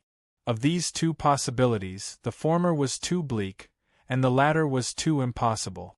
So Li Yu said it was better not to meet. It's better not to meet. The Crown Prince of the Yen smiled slightly and said, as you said, if something happens in the future, you can go to capital Qing to see me. At that time, I will be the host and treat you to some new things. It's not a child now. How can I only be greedy for food? Li Yu smiled and said, but in the future, Brother Chongming, you will be the king of a country. If I ask you for something, it will be convenient. One was the legitimate heir to the throne of the Yen Kingdom, and the other was the princess with the highest status in the Tang Empire. It seemed that they were just talking about some childhood friendship before they parted. In fact, who knew which sentence hid the disputes in the future? The Crown Prince of the Yen Kingdom was silent for a while, and a bitter smile appeared on his thin face. He raised his glass and said in a low voice, "The king of a country is not so easy. I have lived in Chang'an City for nearly 10 years, and have long been accustomed to the climate and customs here. In fact, I really don't want to go back." "Brother, your words are not appropriate. The Yen Emperor is old and in poor health." Li Yu shook her head gently. "What's wrong? Father didn't like me at that time, so he sent me to Chang'an as a hostage. He didn't have any sadness or pain. For 8 years, I lived in Chang'an City in silence and low-key. Did capital Qing send me a letter of condolences? In fact, the entire Yen Kingdom has long forgotten me?" The Crown Prince of the Yen raised his glass and drank it up. A touch of pain flashed in his eyes. "I spent 2 years on the grassland. At that time, I was also worried that Chang'an City would forget me.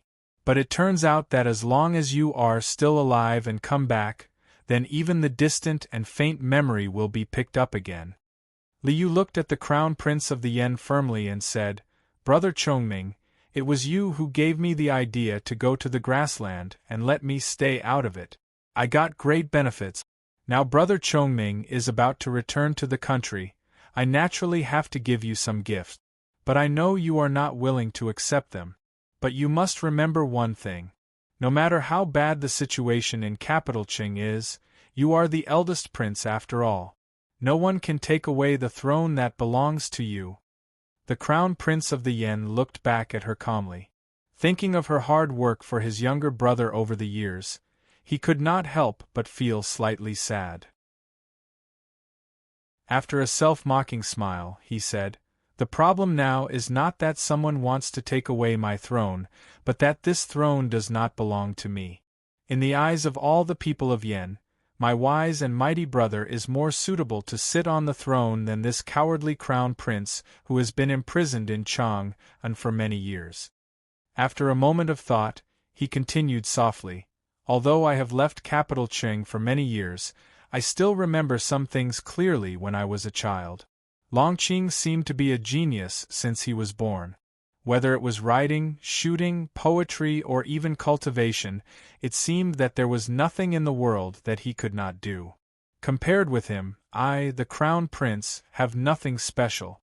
So my father likes him and dotes on him. It has become a very natural thing for the ministers to trust and rely on him. What's more, he is now a bigwig in the judicial department of the West Hill Divine Palace." The Crown Prince of the Yen looked at Li Yu and said, "From the day he entered the Revelation Institute of West Hill, Longqing's mother's family began to build momentum in capital Qing. Now this momentum can no longer be suppressed by human power, because he has strong support from outside, and the strong support comes from West Hill. I am still confused, but I will work hard." To be continued. If you like this work, please come to Chidien.com to vote for me. Your support is my greatest motivation.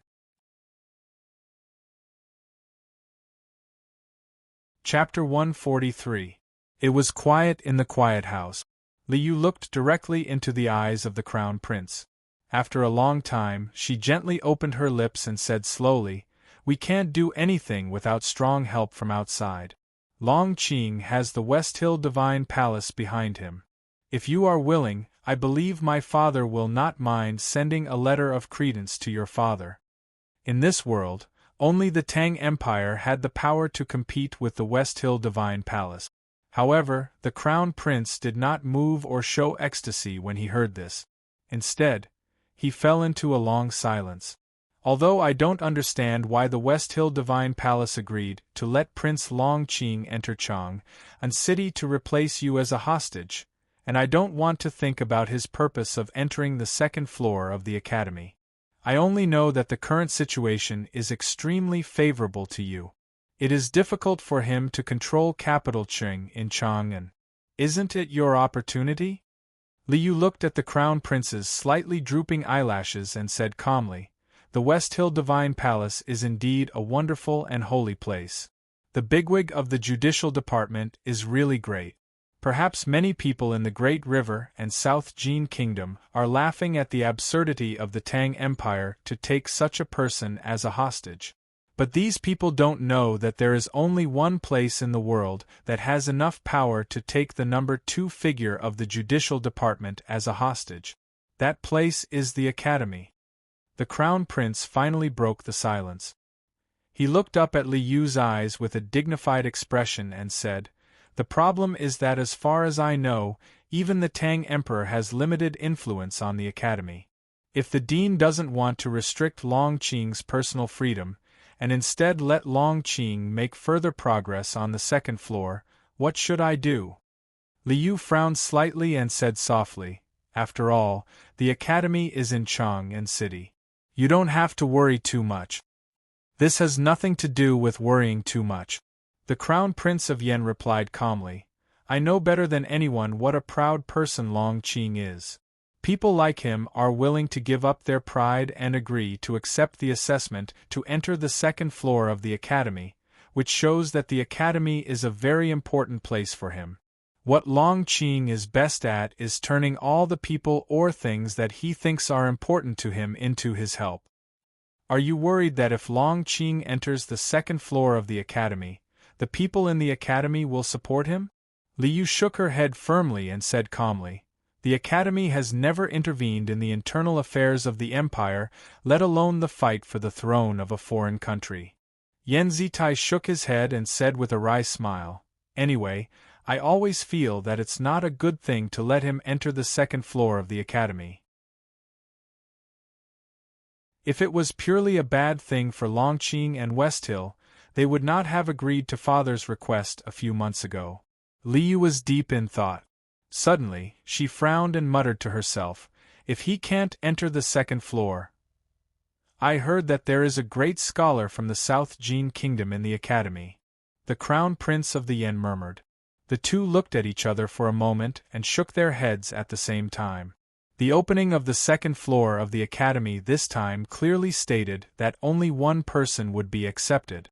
In fact, it was because of the handover behind the scenes. That position was originally prepared for Prince Long Qing. And with that person's ability, even if they could arrange some competitors, it would not be enough to shake him. At this moment, there was a rush of footsteps on the wooden corridor outside the quiet and deep house. The Crown Prince of the Yen looked at Liu with an inquiring look. Liu replied with a smile, "Hua Shangyue and several of his comrades." As soon as she finished speaking, Hua Shangyue, the senior military officer of Gushan Commandery in a dusty military uniform, and several officers beside him walked into the long hall. They first saluted Liu with a fist and palm salute, and then greeted the Crown Prince of the Yen. Maids and servants set up the wine table again. Hua Shangyue and several others sat down as ordered, and the house returned to tranquility. Liu calmly looked at the Crown Prince of the Yen and said, "I ordered Senior Military Officer Hua to hurry back to Chang, and because I want to meet him before you leave, Brother Chongming. I have been stationed in Hebei Province all year round, and may be transferred from Gushan Commandery to Shanin Commandery after the new year." Hua Shangyue added. Shanin Commandery was located in the southeast of Min Mountain, adjacent to the Yen territory. The Tang Empire stationed in this commandery was not as terrible as the border army led by General Xiahou in the north, but it was the closest armed force in the Tang Empire to the capital of the Yen Kingdom, capital Qing. In the early years, the Crown Prince of the Yen had seen Hua Shanwei and knew that he was a fanatical admirer of the fourth Princess Liu, and was also the focus of the young generation of the Tang Empire's military. He could naturally think that Liu hurriedly called him back to the capital not to see him off, but to hide a deeper meaning. Hearing that Hua Shanwei personally admitted that he would be transferred to Shanin Commandery next year, the Crown Prince of the Yen instantly understood Liu's meaning. He looked at the wine bottle on the table and fell into a long time of thinking. Although there was no change of expression on his face, the struggle and conflict in his heart had reached the extreme. After a long time, he said in a slightly hoarse voice, "If things don't develop to the last step, I will never use your chess piece." Liu calmly replied, "If we don't have to go to the last step, it will naturally be a happy ending. But if it really comes to the last step, I hope Brother Chongming will have the courage to make the move without regret. I want you to understand that this is not only for the interests of the Tang Empire, but I also hope that you can get what belongs to you." The so-called farewell was just the final endorsement of some transactions and promises. Although there must be a 10-year friendship in it, it was, after all, related to the country. Once the superficial warmth was torn off, it was difficult for the banquet to return to the original cheerful appearance. The scene seemed a little awkward for a while. Hua Shanwei remembered what he had seen outside the house and said with a smile, "The lakeside terrace of Victory House has been booked today. It's noisy there, but it's much livelier than here." Liu slightly raised her eyebrows and curiously asked, "Who is so generous?" When she said this, she didn't realize that it was really a big deal that she booked the most quiet and expensive backyard of the Victory House. After all, she was the most respected princess in the Tang Empire. Who could compare with her? They are the students of the academy this year. Situ Ilan and Wu Tsai are among them. When I met her before, she said that she would come to toast and greet us later. I thought that your highness specially came to see off Crown Prince Chongming today. I don't know if it's convenient, so I didn't agree. The students of the academy are the pillars of the Tang Empire or the whole world. What's the harm in meeting them? Princess Liu, who was known for being virtuous and cherishing talents, would naturally not miss such an opportunity to win the hearts of young talents. She looked at the Crown Prince with a smile and said, "I believe Brother Chongming also wants to meet the new students of the academy?" "Of course." The Crown Prince nodded calmly. The students of the academy, who were drinking and having fun on the lakeside terrace, did not completely forget the previous reprimand of Hua Shanwei. However, he was the county commander of the military and a senior of the academy. In addition, his words were sharp and merciless, but every word was true. There was no way to refute him. So they could only bear it silently and comfort themselves in the name of senior brothers.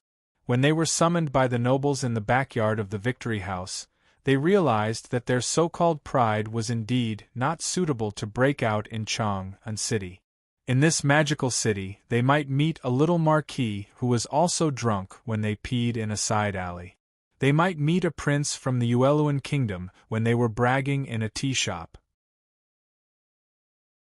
They just wanted to take the chance to get together, but they actually met the princess of the Tang Empire who was bidding farewell to the crown prince of the Yen kingdom.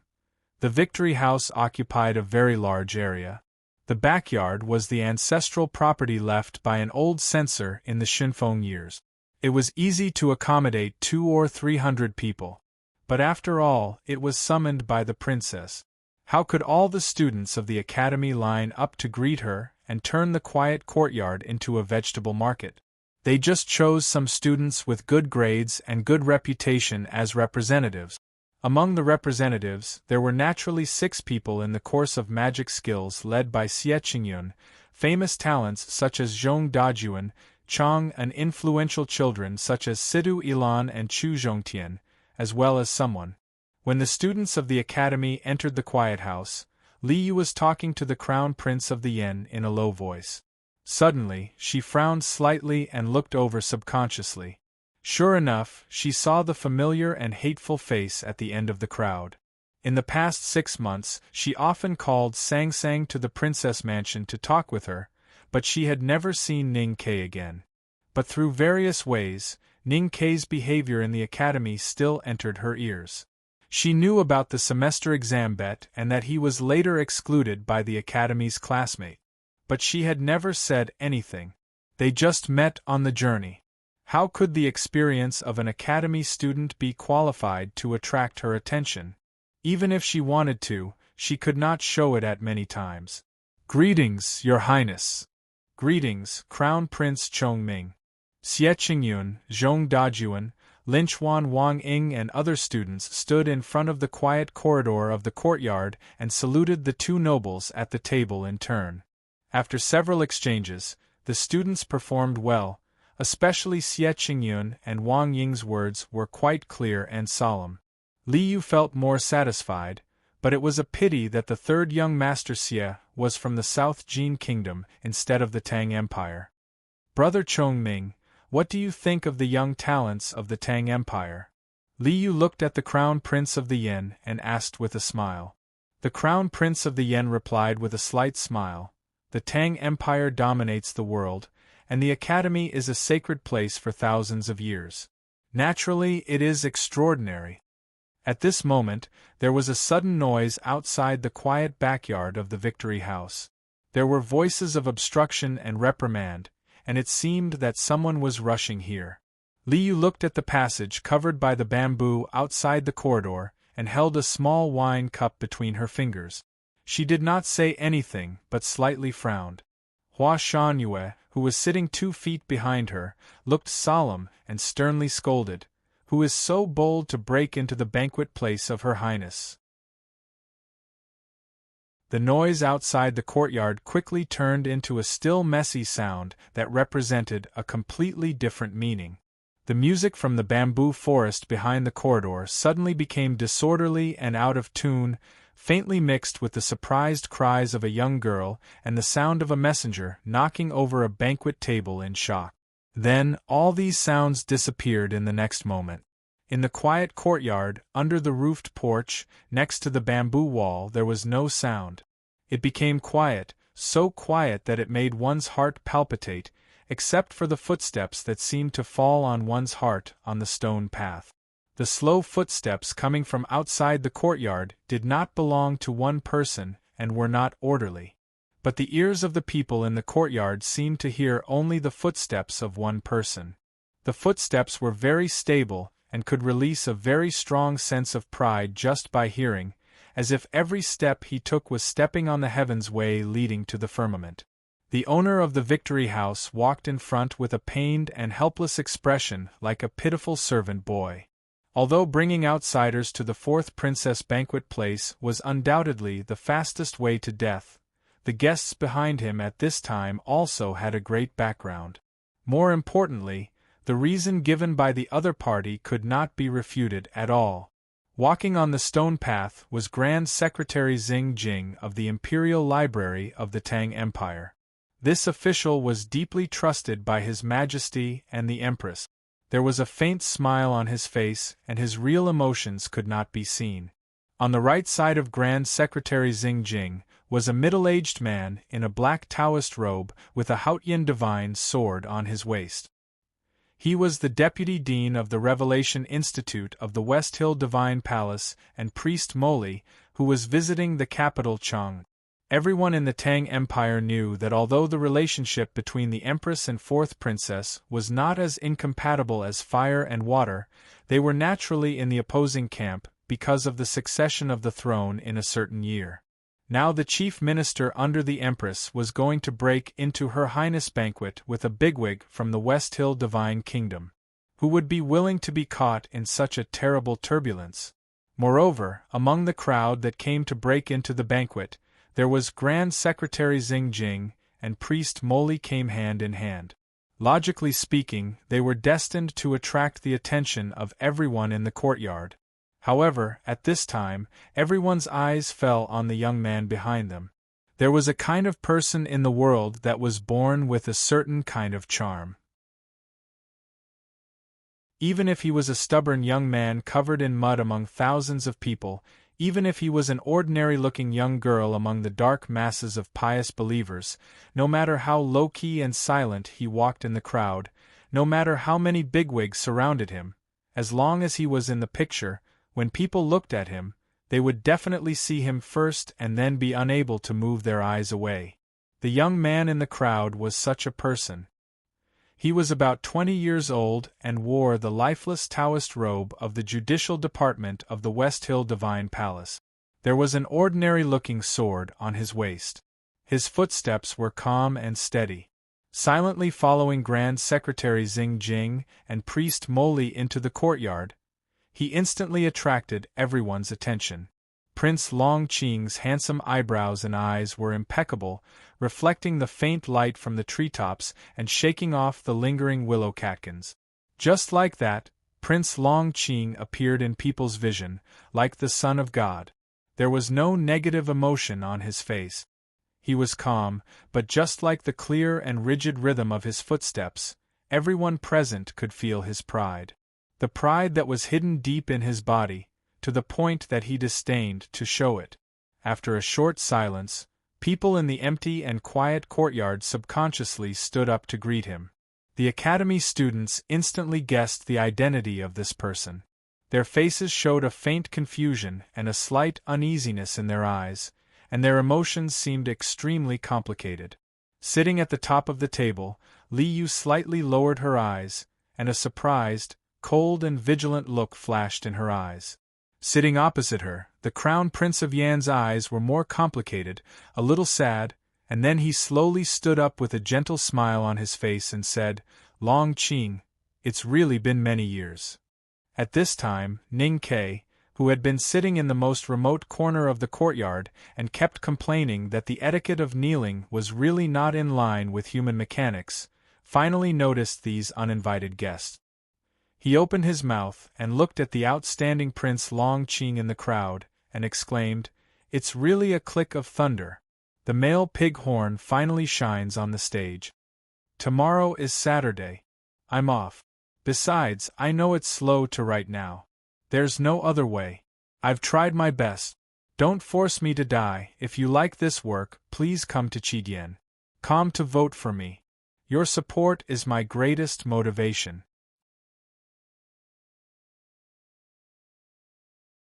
Chapter 144. Priest Moli, the deputy head of the Revelation Institute, explained that Prince Longqing had caught a cold on his way from West Hill to Chang'an, the capital of the Tang Empire. He had been recuperating in Peach Alley, so he had not been able to visit his brother. Today, he learned that the Crown Prince would return home tomorrow, so he rushed here to see him despite his illness.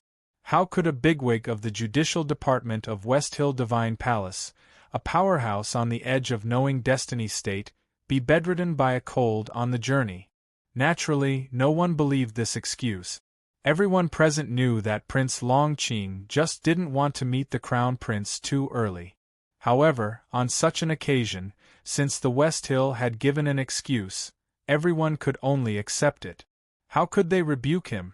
From the moment Prince Longqing entered the courtyard, everyone's eyes were attracted to him, especially the female students of the academy. They whispered and praised him, and some of the girls gradually became infatuated with him. Hearing Priest Moli's excuse, they could not help but wonder how he would answer and whether he would show an embarrassed expression. Prince Longqing did not answer. When Priest Moli explained, he just sat quietly on the table next to the Crown Prince of the Yin. There was no embarrassment on his face. To be more precise, apart from some polite smiles, there was basically no emotion on his picturesque face. It was as if he was telling everyone present that he knew this was an excuse, and it was a boring one, but what did it have to do with him? His whole body exuded a sense of righteousness and seriousness.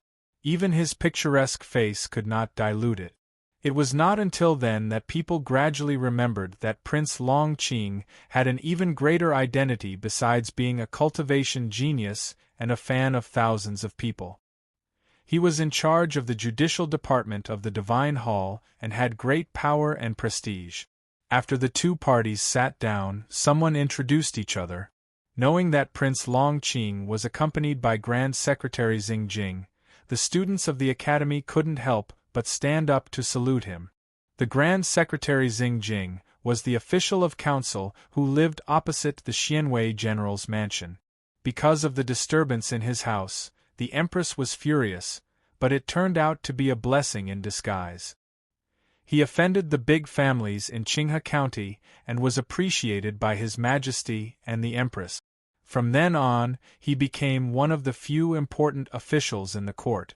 Although the students of the academy were proud, if they could not enter the second floor, they would still become officials in the imperial court after graduation.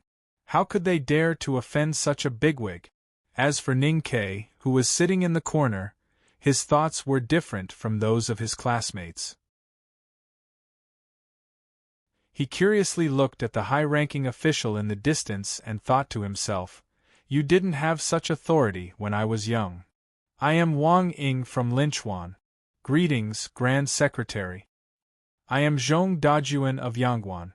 Greetings, Grand Secretary." Xie Qingyun from the South Jin Kingdom greets the Grand Secretary. Xie Qingyun stood up and greeted the Grand Secretary with a smile. Some people noticed that he did not say that he was a junior. After thinking for a while, they understood that he was not being rude to the Grand Secretary, but he did not want to be at a disadvantage in front of some people. Mr. Xie's talent has spread far and wide. I have lived in Chang, and for a long time, and have heard of your achievements in the South Jin Kingdom's imperial examination. It is really gratifying to hear that you are diligent in the course of magic skills in the academy. Grand Secretary Xingjing smiled and stroked his beard. He looked at Prince Longqing, who was sitting opposite him, and said, "Your Highness is known as a genius of the present age. Now that you are entering the academy for further study, you should get closer to Mr. Xie."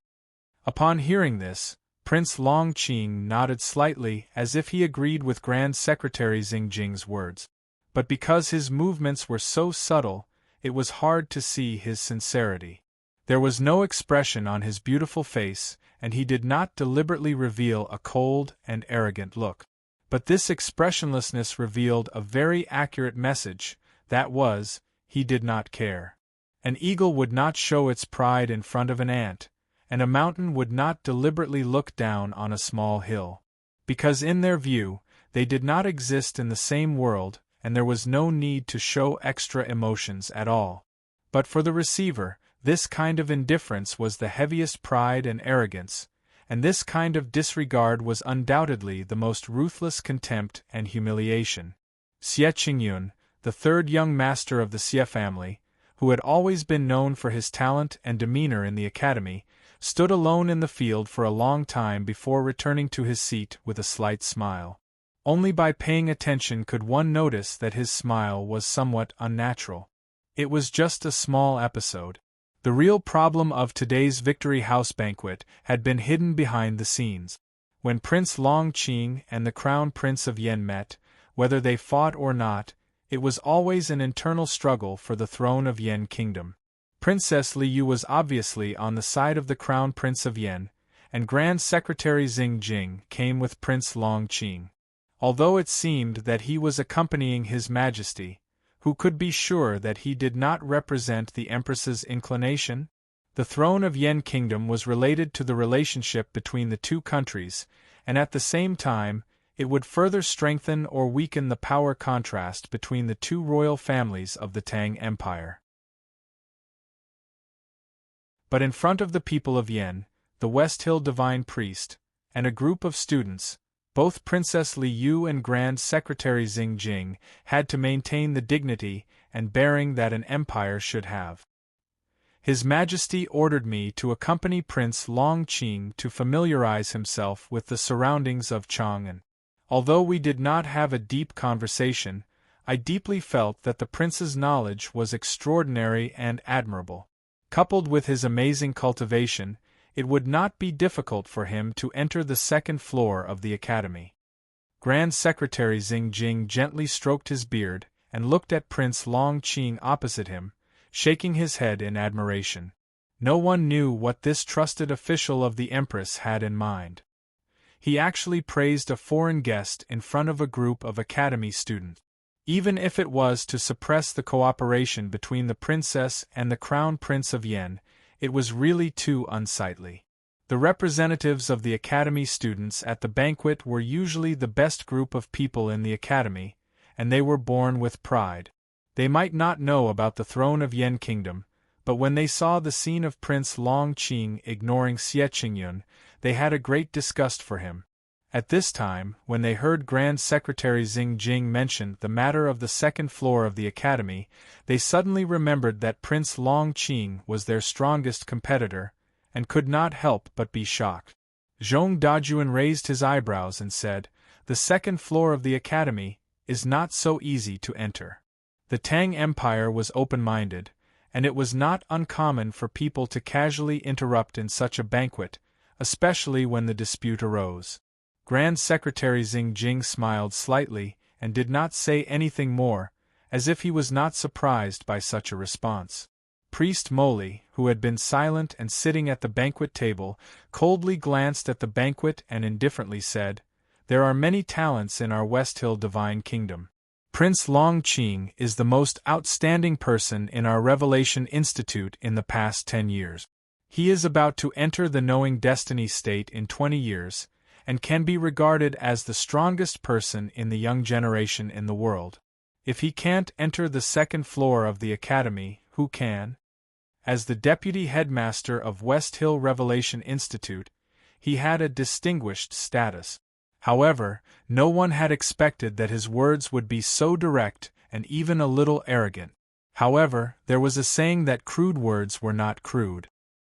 He casually put out a few nouns, and with the real examples of these years, his crude words seemed even more powerful. If the strongest person in the young generation in the world could not enter the second floor of the academy, then who could? Entering the Knowing Destiny state and entering the Knowing Destiny state are two different things. Hua Shangyue, the senior military officer of Gushan Commandery, said with a slightly gloomy face, "There are many people in the world who are known as cultivation geniuses, but they have been stuck at the threshold of the Knowing Destiny state all their lives. Although I am not as talented as Prince Long Qing, Prince Long Qing is now only at the peak of the see-through state. To say that he is the strongest person in the young generation, I don't know if this is an overpraise, but I am afraid that the priest's words are overpraising." Priests of the West Hill Divine Palace traveled around the world and were treated with great respect. However, when they entered the territory of the Tang Empire and entered Chang'an, the officials seemed to be warm and courteous, but in fact, most people were like Hua Shangyue at this time, looking down on these Taoist priests who pretended to be mysterious. Once they were angry, they did not care about rhetoric, refuting, questioning, and mocking words, and swung at them as hard as a stick. Priest Moli forcibly suppressed the anger in his heart and stared at Hua Shanyue's eyes, saying coldly, "There are indeed young powerhouses in the Great River, South Jin and Yuelwan. But in recent years, I really don't know what kind of bigwig has appeared in the Tang Empire." Hua Shanyue did not show weakness and stared back at him, saying, "Wang Jinglu of the Tang Empire is now serving under the Defender General of the state. Because of the rules of the Imperial Center Administration, he is now only a bodyguard, so he is really not a bigwig. But no one can take away his title of being invincible below the Knowing Destiny state." These words were really powerful. Wang Jinglu of the Tang Empire did not come from the West Hill, and had nothing to do with the Buddhism sect. He became a talent purely through self-cultivation and was known as invincible below the Knowing Destiny state. Although Prince Long Qing came from the West Hill Divine Palace and was known as a peerless cultivation genius, as long as he had not entered the knowing destiny state and had not defeated Wang Jinglu, he could not be called truly invincible. The quiet house fell into a short period of silence, and then the silence was quickly broken by an extremely calm voice. The voice belonged to Prince Longqing, who had been silent throughout the banquet. Prince Longqing raised the wine-glass in his hand and looked at Hua Shangyue quietly. But his clear eyes seemed to be looking at somewhere far away, falling on the military camp beside the vast great swamp. He said indifferently, "Invincible below the knowing destiny state. I have wanted to change this title for him a long time ago, but unfortunately I have not found the opportunity. General Hua, if it is convenient, please pass a message to Wang Jinglu for me. I hope he can go to Chang and as soon as possible. You know, it is not convenient for me to leave Chang and city now." Prince Longqing retracted his gaze and looked into Hua Shanyue's eyes without a trace of emotion. He said, "If he appears late, I will not have the opportunity to change his title." Facing the pair of calm and emotionless eyes, Hua Shanyue's heart trembled slightly. He could not help but choke and swallow the words he had prepared. Because what he saw in Prince Longqing's eyes was not the desire to fight after being provoked, but the calmness and confidence from before. Many people present understood this sentence. If Wang Jinglu appeared late, he would not have the opportunity to change Wang Jinglu's title. It did not mean that he could not fight with Wang Jinglu, nor did it mean that he thought he might fail, but because he firmly believed that he would step into the knowing destiny state in the near future. At that time, if he defeated Wang Jinglu, wouldn't Wang Jinglu still retain the title of invincible below the knowing destiny state? He was sure that he would step into the knowing destiny state in the near future, and even felt that it was a pity that he did not have the opportunity to fight with Wang Jinglu and defeat him. What kind of experience did he have to go through to be so confident and indifferent? Being shocked by the Prince of Yen Kingdom, an enemy from the judicial department of West Hill, Li Yu's delicate eyebrows slowly frowned. Thinking of the old men in the Imperial Center administration and the young powerhouses that emerged in the surrounding countries in the past few years, she could not help but feel a faint sense of powerlessness. For hundreds of years, the Tang Empire was strong and its military power was unparalleled. However, as long as the people in the back of the mountain of the academy did not take action, it was extremely difficult to find a person who could compete with the foreign enemy at the individual level. It was a great pity. Her eyes swept across the students of the academy present and thought with a trace of anger, if you were really the cultivation genius that Mr. Liu Qingchen had placed his hopes on, I would not have been forced into such a situation by this prince on such an occasion. While her thoughts were still wandering, she could not find Ning Kei in the corner, which made her even more annoyed. In the side alley of the Victory House, Ning Kei stood beside the Wu Xiang horse carriage and waved his hand impatiently to Sang Sang, who stuck her head out in confusion. He said, "Didn't you always make a fuss at home that you wanted to see Prince Longqing up close?" Sang Sang explained very seriously, "Young master, I only said it once that night. I didn't make a fuss all day long."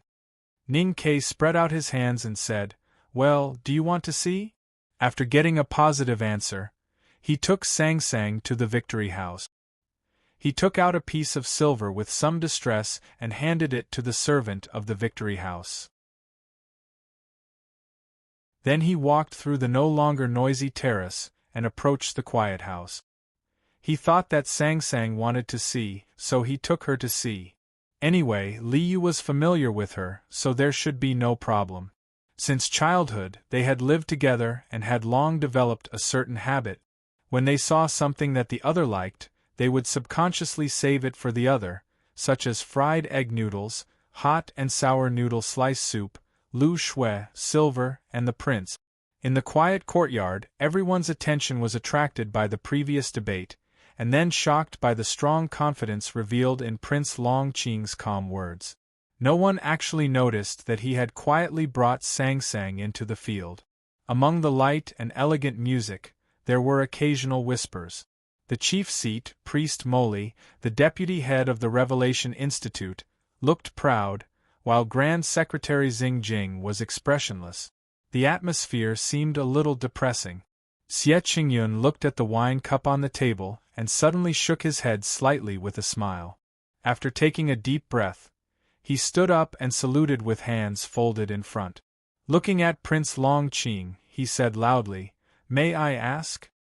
Hearing these 3 words, the courtyard suddenly became quieter, and the background music quietly disappeared. Li Yu looked at the elegant Xie Qingyun standing in the field with some appreciation in her eyes. But thinking that this person was not a Tang, she inevitably felt a little regretful. Prince Longqing bent his knees and half knelt on the floor.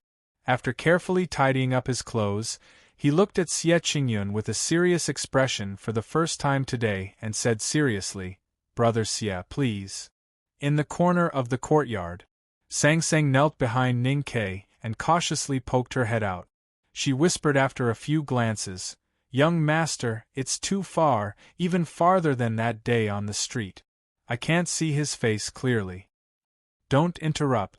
Ning Ke picked up a piece of vinegar fish skin with his chopsticks and stuffed it into his mouth. He said, "Didn't you see the main show? It's rare to see 2 great scholars debating." Sang Sang didn't know what debating was.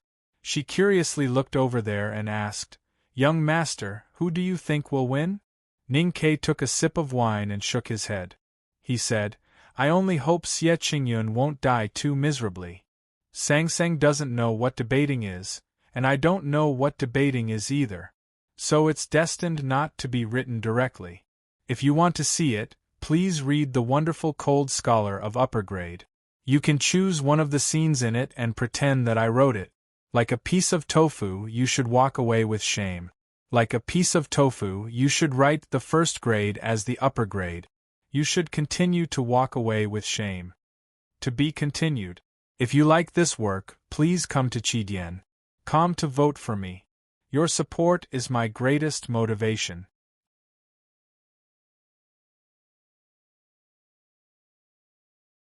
Chapter 145. The topic of the debate was set by Grand Secretary Xingjing. As soon as the debate began, Xie Qingyun, who was invincible in the academy in debating, knew that he had encountered an unshakable mountain. Prince Longqing tidied up his appearance and began to debate with a dignified expression. It was not because he was afraid of his opponent, but because he respected the wisdom that debate itself represented. At the same time, he also expressed a certain degree of appreciation for Xie Qingyun's courage. When the debate began, he showed no mercy and began to show his true level that was superior to his peers. Countless words flowed out of Prince Longqing's lips like beautiful lotus flowers around the topic of the debate. Countless classics of the predecessors were cleverly selected and organized by him, turning into a complicated and clear net. It often took the listener a long time to understand the true meaning. What shocked and speechless all the students present was that in this debate, Prince Longqing did not use the divine canon of Haotian Taoism in West Hill at all, but used the views of the Academy's classics. Just as Ning Ke predicted, before Prince Longqing's expressionless narration, Xie Qingyun only made a slight counterattack, and then he was caught in the sea of lotus flowers. He could not see any mistakes, nor could he find the slightest gap to fight back. He could only watch the other side weave the Taoist language net more and more tightly, and he had no power to fight back. Ning Ke was neither good at nor fond of such means of seeking truth from ancient books and metaphysics. When he was 4 years old, he found that the exercises he solved in the mathematical Olympiad class were of no help to his begging life. Since then, he had firmly established a life principle. No matter how wonderful and profound it was, if it could not be used in front of a knife or on the table, then it would be meaningless to his life, and there was no need to continue to study it. Well, calligraphy was an exception because he loved it. In short, he did not like debating, and it was impossible for him to have a good impression of Xie Qingyun.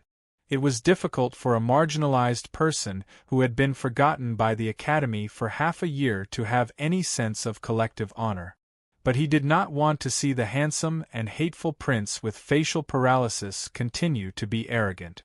So he ignored what was happening over there and took Sang Sang, who also did not understand, to hide in a dark corner, drinking wine and eating fruits and vegetables, waiting for the moment to end.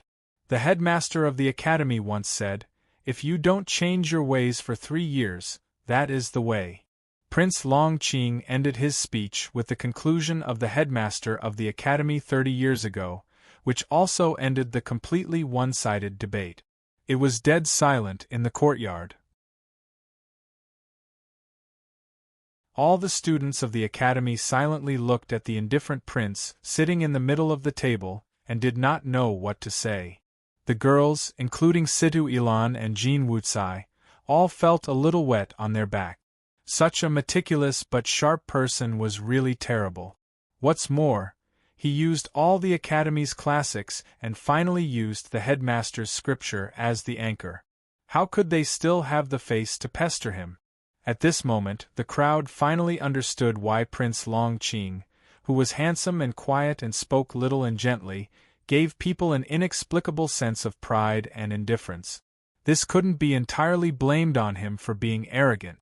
It was just that the people around him subconsciously felt that they were inferior in front of his great power. Over time, this talented prince got used to this way of getting along with others. Thus, he became the silent but proud person he was today. Before you complain that others always like to ride on your back, you should first consider whether you have taken the initiative to squat down. Ning Ke looked at his classmates in front of him, who were like frozen quails. He shook his head and said, "You are always so proud and unyielding in front of me, but today you are like a chicken after hitting an iron plate. How shameful!" Sang Sang took the wine that he quietly handed to her and took a sip. She looked at the front and said, "It seems that Prince Long Qing is very powerful." As if to answer the little handmaiden's doubts, Priest Moli, the deputy head of the Revelation Institute, looked at the students of the academy and added with great satisfaction, "Prince Long Qing's way of debating is something that even the elders of the Lank Temple admire." The atmosphere was inevitably a little awkward.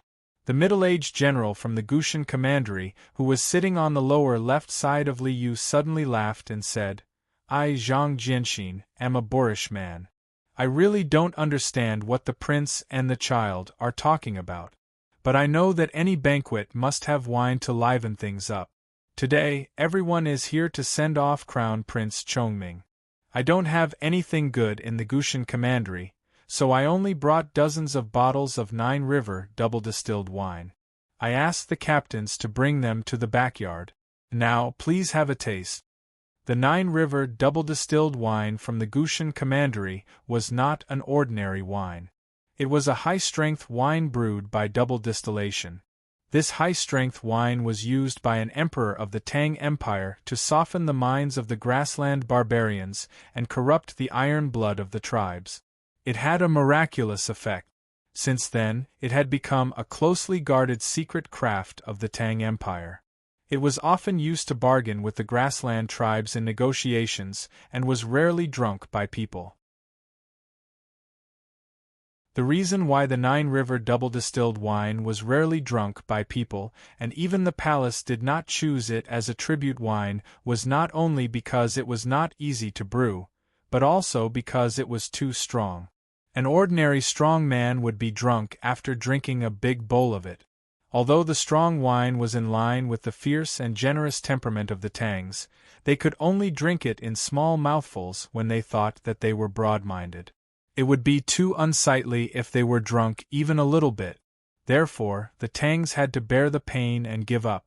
The rare 9 River double-distilled wine from the Gushan Commandery was divided into small bottles and sent to each table. Then, more delicate wine utensils were replaced. The previously oppressive and tense atmosphere in the courtyard eased a little. However, no one expected that the general from the Gushan Commandery named Zhang Jianxin would ask the maidservant to remove the small wine cup in front of him and replace it with a big bowl. After filling the bowl with the strong wine, he stared into Prince Longqing's eyes and asked in a low voice, "I wonder if the West Hill Divine Palace forbids alcohol?" Prince Longqing looked at the small wine cup in front of him and shook his head with a faint smile. This was the first emotion other than gentleness and indifference on his flower-like face since he entered the courtyard. He exuded a charm that made the girls who were secretly against him because of the damage to the Academy's reputation feel dizzy again. General Zhang looked solemn and raised his left hand to hold the bowl with both hands. He solemnly said, "Back then, I had also fought with the Yen Kingdom's cavalry under Min Mountain. Now, nearly 10 years have passed and the two countries are as friendly as before. I would like to toast this bowl to Prince Longqing. I hope you don't mind. However, the Nine River double-distilled wine is extremely strong. There has always been a saying on the grassland that one can't get on a horse after 3 bowls. I wonder if Prince Longqing can drink it. Do you dare not drink it?" As soon as these words came out, the courtyard became quiet again. In the corner, Ning Ke looked at that place and shook his head. He said, "Is this forcing or making a scene? Vulgar, really vulgar. The old and young men of our Tang military who have withdrawn from the front line are so honest, or should I say stupid.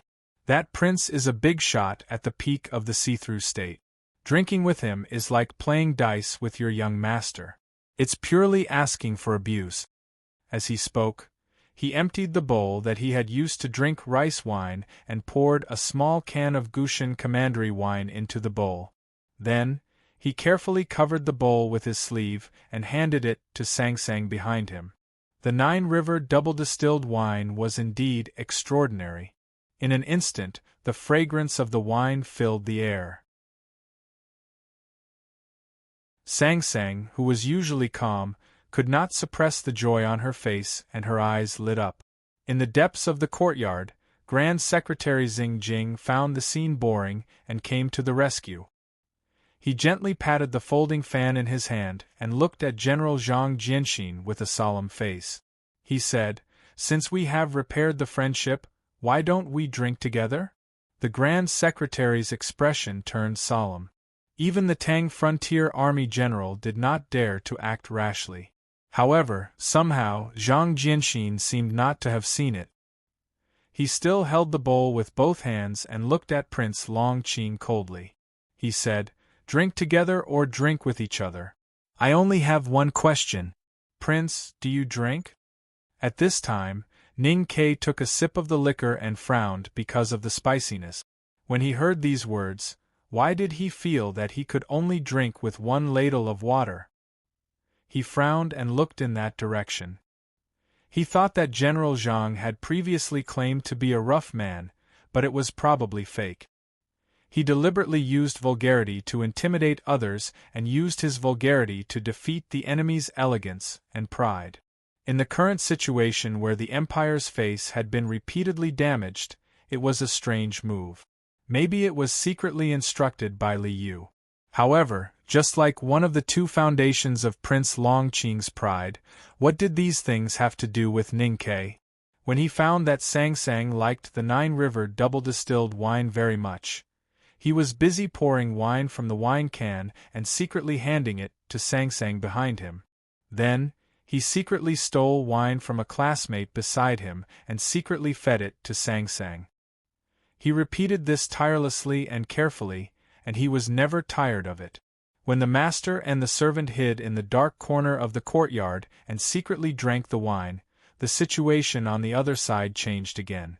When many people thought that Prince Longqing would ignore the Tang general's invitation for a drinking competition with his usual indifference and pride, they saw a faint smile suddenly flashed between his picturesque eyebrows. He gently waved his right hand, and the wine can under the table quietly flew to his hand. Then, Prince Longqing's right hand turned the wine can upside down. The clear wine poured out with a pungent fragrance and instantly filled the big bowl. Before the wine really overflowed, he raised his left arm and brought the wine bowl to his lip. Like a whale sucking water, he drank the liquor in the bowl in a whirlwind. His movements were very natural and unrestrained. Zhang Jianxin, the general of Gushan Commandery, was slightly stunned.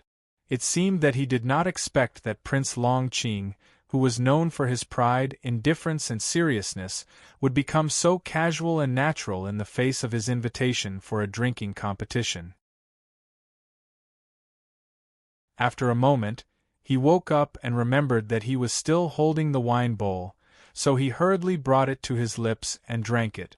However, when he just held the wine bowl to his lips, he found that Prince Long Qing on the opposite table had already filled the second bowl of wine and drank it in a very natural and unrestrained manner. The third bowl, the fourth bowl, the fifth bowl. Even on the grassland, there was a legend that one could not get on after 3 bowls of the Gushan Commandery's 9-river double-distilled liquor. Zhang Jianxin dared to invite a drinking competition, so he was naturally a master of this. However, facing Prince Long Qing's calm and unwavering drinking, he finally could not resist and fell down with a red face. Maids and servants carried General Zhang, who reeked of alcohol, away. The Tang people in the courtyard felt very disgraced. It was extremely vulgar to invite a drinking competition, but in the end it was drunk by this prince who looked like a figure in a painting. This was not only vulgar to the extreme, but also extremely shameful. Prince Long Qing held the 8th bowl of liquor in his hand and did not put it down because of his opponent's drunkenness. He still drank it slowly and then looked at the people in the courtyard calmly. With a trace of deep exhaustion, he said with a smile, "In my life, I first worked hard to seek Taoism, then I took charge of judgment, killing the remnants of the devil's doctrine, punishing the traitors of Haotian Taoism, and punishing the heresy. I have never been soft-hearted, and I have strictly adhered to the laws of the divine canon. I never allowed myself to make mistakes. Up until now, it can be said that nothing can disturb my mind, except for one thing, and that is good wine. Wine can connect the way of heaven and man, and can penetrate the mysteries. It is a gift from Haotian, so I have always thought that if I use my own cultivation to overcome the effects of wine, it would be a reckless waste of God's gift. I have been fond of wine since I was a child, but I did not drink it often. Since I left capital Qing when I was young." He calmly glanced at his elder brother, the crown prince, who seemed to be forgotten by the people in the courtyard, and continued, "I have only drunk wine 4 times in these years, one of which was in the palace of Yueluan Kingdom. Because of Chunjia, I was misunderstood by some people, and they fought with me in rounds of drinking. The wine was not as strong as today, and they did not stop until all the wine jars in the palace were empty. After that, the pillars in the palace still had the smell of wine for 3 days, but I was not drunk. Good wine is the most wonderful thing, and it is also a demonic sound that erodes bones.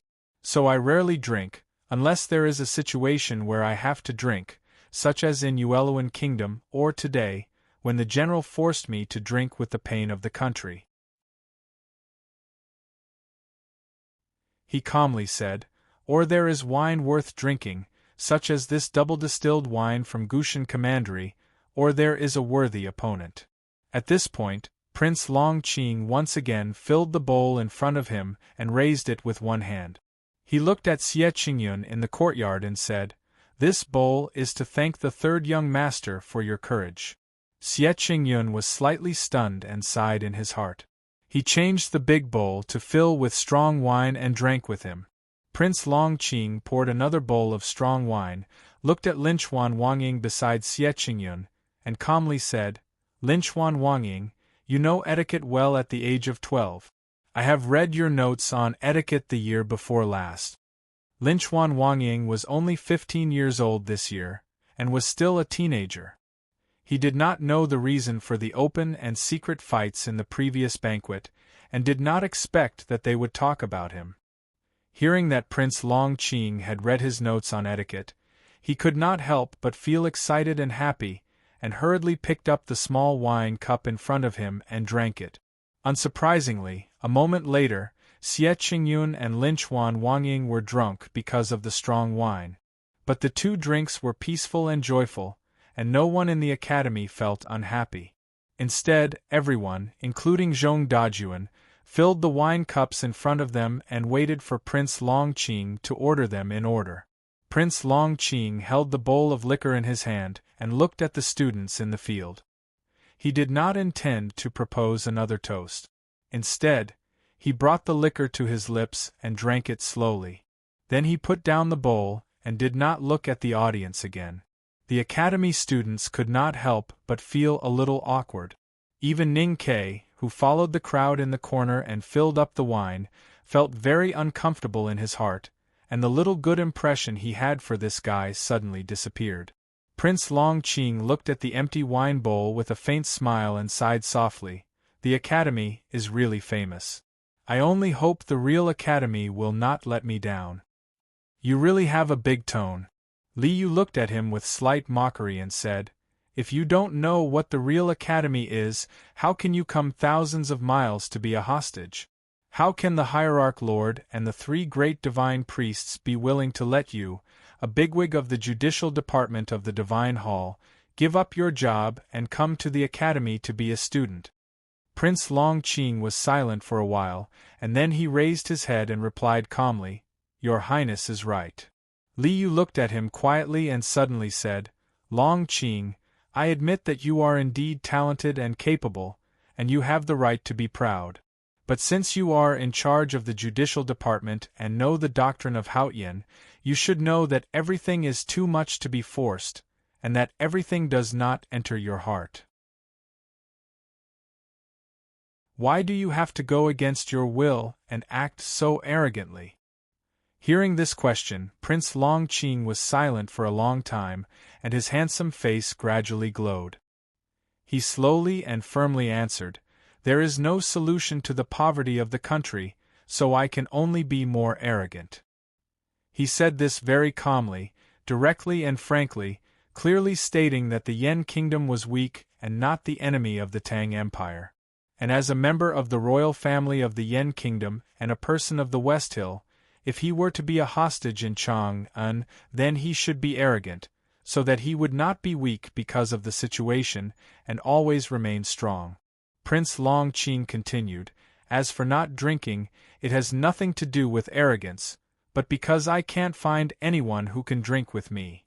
Sidhu Ilan could not help but whisper, A man's ability should be on the battlefield, not on the wine table. What's the use even if you can drink more wine? This lady's words make sense.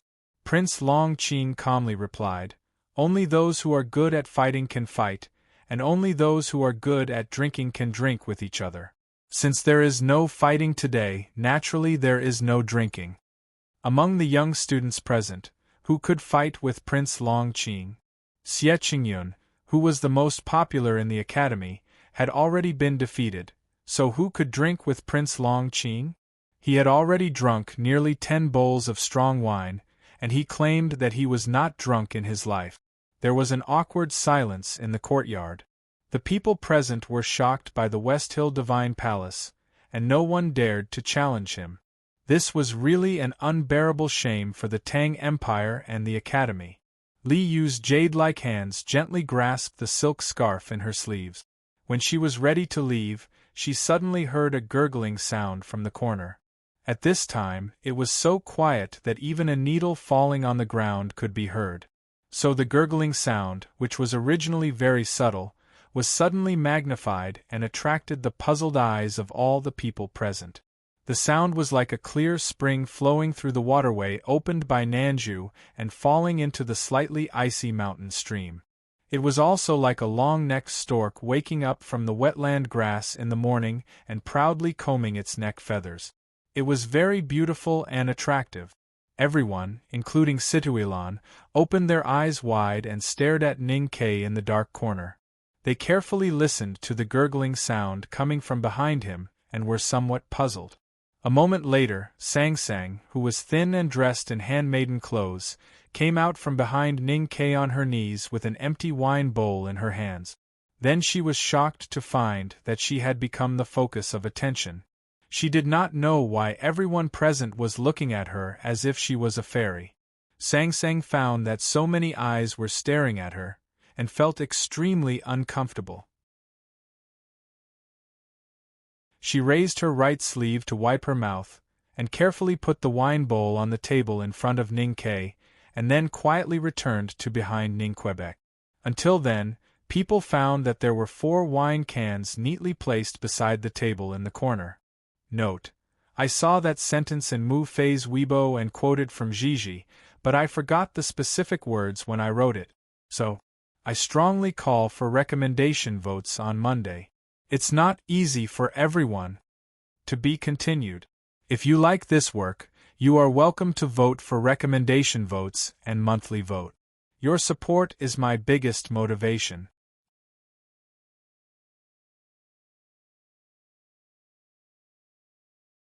Chapter 146. After entering the courtyard, Ning Ke deliberately chose the darkest and most unobtrusive corner.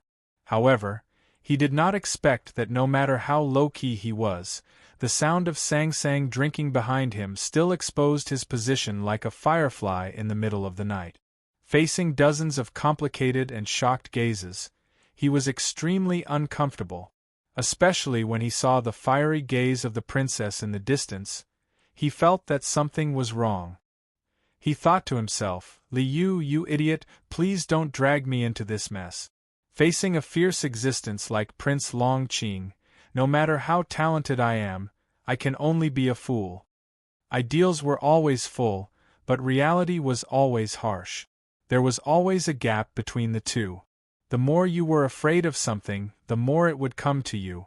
The next moment, Ning Ke heard Princess Li Yu's deliberately cold question. "Ning Ke, have you finished the 4 jars of wine beside you?" Ning Ke glanced at the 4 small jars beside the table, scratched his head and replied, "I think so." Li Yu smiled and said, "Although they are small jars, 4 jars of wine is more than a dozen bowls of wine. How can you drink such strong wine? You are really a good-for-nothing." Ning Ke glanced at her from afar and thought, "Although I know that you like me very much even though you are scolding me on the surface, don't blame me for turning against you and taking Sang Sang away if you continue to say such words in front of so many people." Even though he thought so, he still answered honestly, "Sang Sang drank all of it. Sang Sang is only 13 years old. It is really beyond my expectation that she can drink so much strong wine." Li Yu gently turned the small wine cup between her fingers and said with a faint smile. She did not look at Prince Long Qing, nor did she say a word to him, but everyone present knew the hidden meaning in her words. Only those who are good at fighting can fight?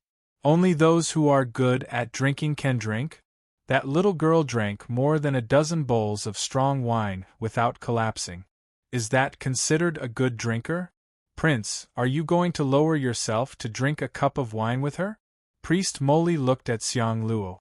With his strong eyesight, he could naturally see Sang Sang hiding behind Ning Ke wearing a handmaiden uniform. He asked unhappily, "Is that little girl also a student of the academy?" This matter could not be faked. The relationship between the academy students and Ning Ke was indifferent, even vaguely hostile. Someone answered, "That is Ning Ke's little handmaiden." Priest Moli flew into a rage and said, "Today's banquet is to send off the Crown Prince of Yen. Is so important. It is not easy for the academy students to attend. How can you let a little handmaiden mingle with you?" This anger was not pretentious, but was his real emotion. The West Hill Divine Kingdom had always been strict and valued. The West Hill Divine officials had always paid attention to the hierarchy and order. It was indeed a great insult for them to drink with a lowly little handmaiden. However, this was Chang'an, not the West Hill Divine Palace. Li Yu glanced at the deputy headmaster of the Revelation Institute and said, "That little girl is familiar with me. She is a young friend. The royal family of the Tang Empire is so generous that they can ignore the rules of etiquette. But Your Highness, there are 2 members of the royal family of the Yen Kingdom and I, the West Hill Divine Priest. Don't you need to consider our feelings?" Priest Moli said angrily, "Is this the way the Tang Empire treats its guests?" Li Yu's face darkened when she saw the aggressiveness of the other party. She said, "Today's banquet is for me to bid farewell to my old friends. Who would have thought that someone would come uninvited? Is this the way the West Hill treats its guests? There are good and bad guests. If anyone thinks that the Tang Empire does not treat its guests well, you might as well reflect on which type you belong to. If you still don't know, then see where the door is." This was the source of the Tang Empire's strength. Previously, when they were at a disadvantage in the battle of reason, Li Yu and the others could tolerate it and wait quietly. But when it came to the momentum after being reasonable or being unreasonable after being forced, who in the world could be a match for the Tang Empire? Priest Moli's face turned red with anger at Li Yu's words. However, facing the Tang princess who was about to lose her temper, what could he do or dare to do? It was not a battle of words, but more like a one-sided argument. Some people noticed a change in the table and gradually stopped talking, because they saw that Prince Long Qing did not seem to hear the anger of Priest Moli, nor did he feel the strength of the Tang princess. He just quietly looked at the table in the dark corner, suddenly smiled, raised the wine bowl in his hand, and drank it up. The banquet suddenly became quiet, and everyone looked at the corner again. After a while, Sang Sang poked half of her face out from behind Ning Ke and asked in confusion, "Young master, what do you mean?" Ning Ke looked down at his small wine cup and the rice wine bowl for Sang Sang. He quietly tapped the table with his fingers, and after a moment of silence, he suddenly asked, "Is the wine good?" Sang Sang nodded and said, "Yes." "Do you want more?" "Yes." Ning Ke looked up and turned to look at her with a smile. He said, "Then continue." Sang Sang was a little embarrassed and said, "How can I steal the wine when there are so many people watching?" "You don't have to steal the wine." Ning Ke looked up and smiled. The dimple on his left cheek seemed to be able to hold countless wine. He pulled Sang Sang out from behind and said, "Sit beside me and drink openly. Drink as much as you want until you don't want to drink anymore." After being pulled out, Sang Sang hurriedly sat beside him and smoothed the front of her clothes. She lowered her head and did not want to meet those inexplicable gazes. She murmured in a very low voice, "How can I do that?" Ning Ke looked at Li Yu, who was at the top of the courtyard, and spread out his hands to show his helplessness. Li Yu smiled slightly and looked at the academy students present. She asked, "I wonder who is going to enter the course of magic skills on the second floor of the academy this time? I wonder how your preparations are going." Her Highness had asked a question, so they naturally had to respond. Moreover, the students present had vaguely guessed the princess's good intentions. Therefore, no matter how shocked and curious they were, they could only look away from the corner. Sang Sang did not know what this meant. She only knew that no one was looking at her like that anymore. She became much more relaxed, and once she relaxed, the enchanting aroma of the wine from the wine jar became even more alluring. Looking at the full wine bowl in front of her, and making sure that no one was paying attention, she hurriedly brought it to her lips with her two small hands and drank it in one gulp. Then, she wiped the wine stains on her lips with her sleeves and put her hands on her knees to show that she had done nothing. Prince Long Qing, who was seated in the distance, did not seem to see this scene. His gaze fell on the floor not far in front of him, but for some reason, he laughed and drank the wine in one gulp. This was a strange banquet. It was a banquet to see off the Crown Prince of Yen, but the Crown Prince of Yen, who had been smiling gently and saying nothing, was forgotten. Her Highness and the Academy students seemed to be enthusiastically discussing the life of the Academy and the events of the day after tomorrow, but in fact, no one cared about the content of the conversation. Everyone's thoughts or glances fell on two places. The handsome Prince Long Qing, who was as graceful as the Son of God, kept drinking the wine in his bowl in silence and thoughtfully. The tanned little handmaiden, who was as quiet as a little rabbit, kept drinking the wine in her bowl with her head down. It seemed that they were drinking to drown their sorrows, but the more Prince Long Qing drank, the more solemn his expression became, and the more Song Song's eyes became brighter. The words and fragments of gazes floating in the air seemed to be intoxicated by the wine, quietly falling on these two places. No one seemed to notice, but in fact, everyone was paying attention. Because of the secret order, the boss of the Victory House personally moved more than 30 jars of double-distilled spirits from the Gushan commandery to the backyard, and then placed them at the top and the corner respectively. Sang Sang had been soaked in the corpses and rainwater for too long when she was a baby, so her body was congenitally cold. Sometimes when the disease broke out, she could only rely on the strong wine to stimulate the heat in her body to survive, so Ning Ke habitually carried a wine bag with him. Since childhood, she had been relying on strong wine to sustain her life. She gradually fell in love with drinking, and gradually found that it was difficult for her to get drunk. It was just that the master and the handmaiden were too poor when they were young. Even the cheapest burnt grain wine in Min Mountain, or the worst horse milk wine in the grassland, could not be infinitely drunk. Especially she liked strong wine, and the stronger the wine, the more expensive it was. Even in Chang'an City, after the two suddenly became rich, they had never drunk as much as they did today. The wine was the Gushan Commandery Jiujiang double-distilled wine, the strongest wine in the world. Moreover, they could drink it all the time without spending money. For a poor girl like Sang Sang, this was undoubtedly the happiest enjoyment in the world. The wine jars beside the table were emptied one by one. She had completely forgotten that the purpose of her young master bringing her here today was to see that annoying prince. She had also forgotten what kind of occasion she was in, and how many people had stared at her before. She just felt happier and happier, and her willowy eyes became brighter and brighter.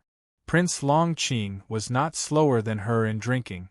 After a slight dignified look on his unparalleled handsome face, it gradually turned into some kind of interest and puzzlement, as well as a kind of hidden excitement and fervor that he had finally met his match. More than 30 jars of double-distilled spirits were finally drunk.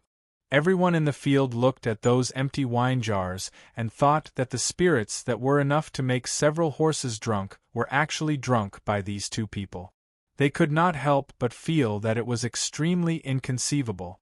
Prince Long Qing did not use his cultivation to detoxify the wine. More than 10 jars of spirits finally made his inviolable cheeks, which were as awe-inspiring as the Son of God, loosen a little. His eyes were somewhat blurred and confused. But Sang Sang, who was sitting in the corner, only blushed a little, her abdomen slightly bulged, and her eyes became countless times brighter than usual. Other than that, she was as calm as usual, without a trace of drunkenness. Ning Ke glanced at Prince Long Qing in the distance, and glanced at Sang Sang beside him. He laughed and picked up his chopsticks to heavily knock on the wine jar. With a clear and crisp sound, it was the sound of victory. For a moment, the whole room was silent. The drunkenness in Prince Long Qing's eyes gradually dissipated. He looked at the corner and expressionlessly asked, "Young man, are you Ning Ke?" Ning Ke stood up and answered, "Yes." "Is that your little handmaiden?" "Yes." "Reward." Ning Ke and Sang Sang looked at each other and saw no hesitation in each other's eyes. He smiled and respectfully replied, "Thank you for the reward, Your Highness." Prince Long Qing calmly said a few words to the Taoist child behind him. The Taoist child from West Hill came forward and looked at Ning Ke standing in the corner with a gentle expression on his face. He said loudly in a tone as if he was bestowing a gift, "The prince is studying in Chang, and An is about to recruit people in his mansion. Today, Haotian gives you the honor and gives you the opportunity to offer your little handmaiden to serve His Highness. Hurry up and thank him." To be continued. If you like this work, please come to Chidian. Come to vote for me. Your support is my greatest motivation.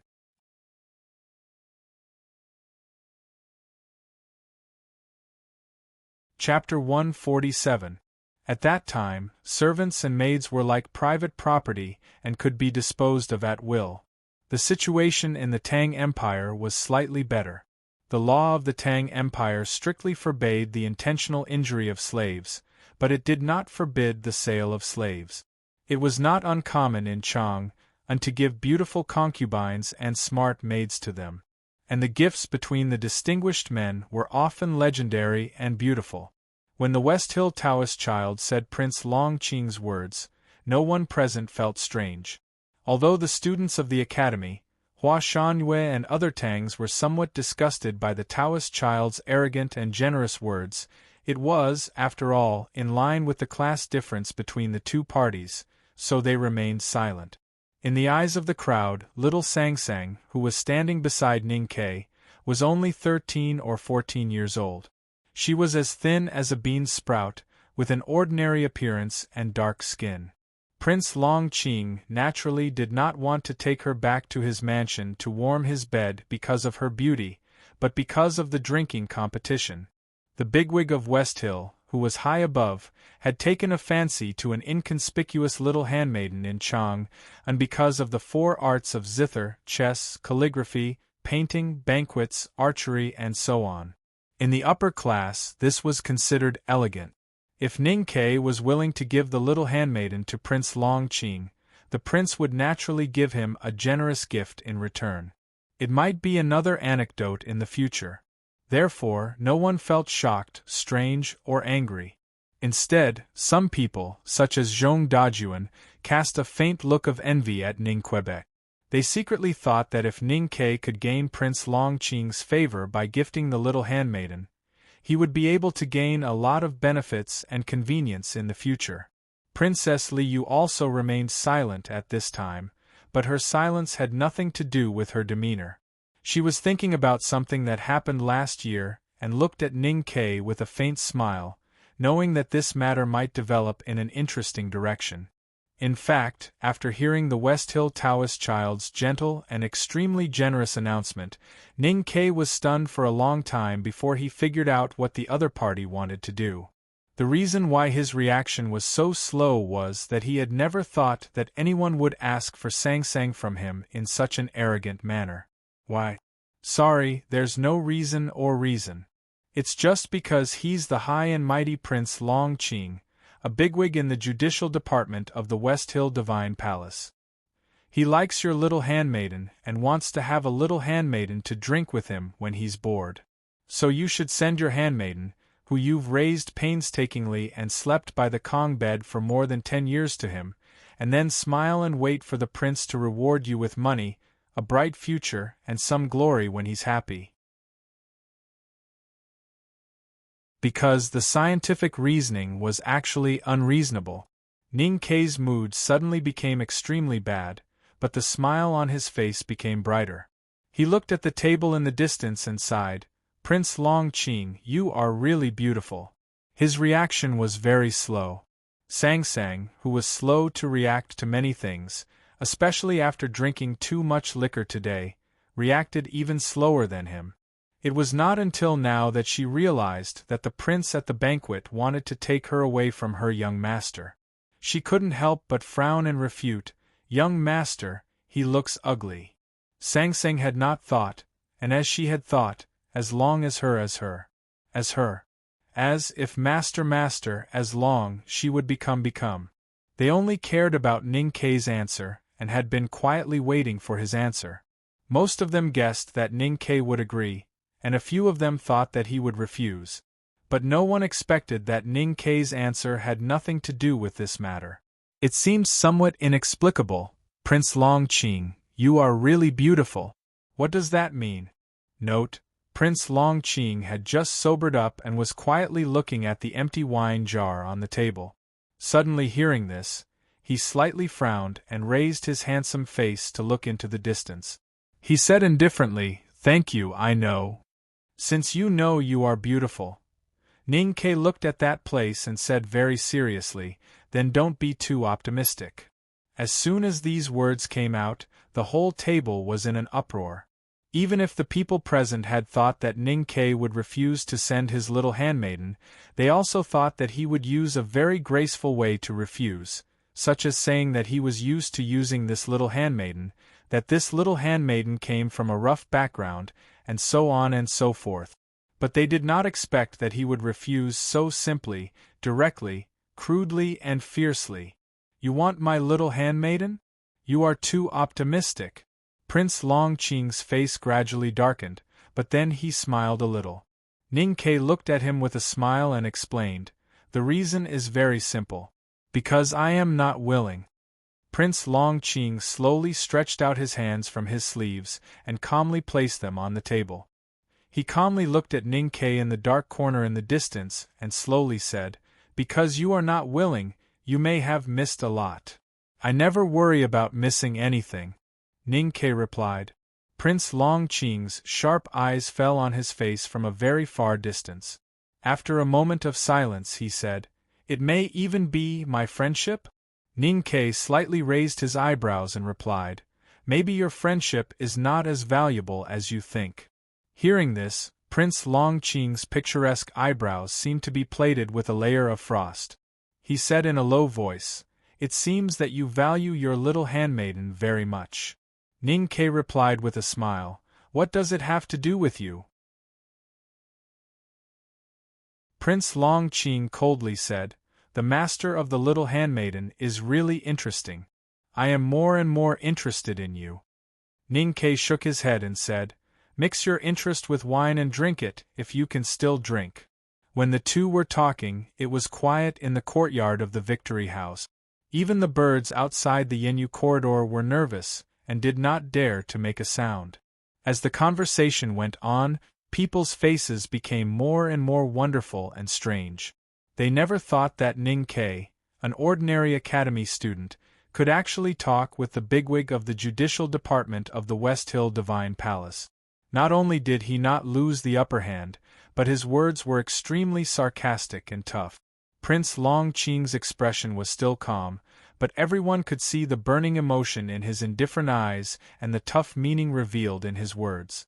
Only he coldly asked, "But I am still very curious, in your mind, who is qualified to be the master of this little handmaiden?" Under this strong power, Ning Ke seemed to feel nothing. He slightly raised his eyebrows and replied, "In fact, this still has nothing to do with you. But since your highness is so interested, I can only say, at least you are not qualified." "If I am not qualified, then who is qualified?" Prince Longqing laughed loudly, but there was no joy in his laughter, only some kind of strong confidence and domineering. The laughter gradually stopped. He glanced at the silent Li Yu and asked, "Is it Her Highness?" Ning Ke smiled, and the dimple on his left cheek was particularly small and fresh.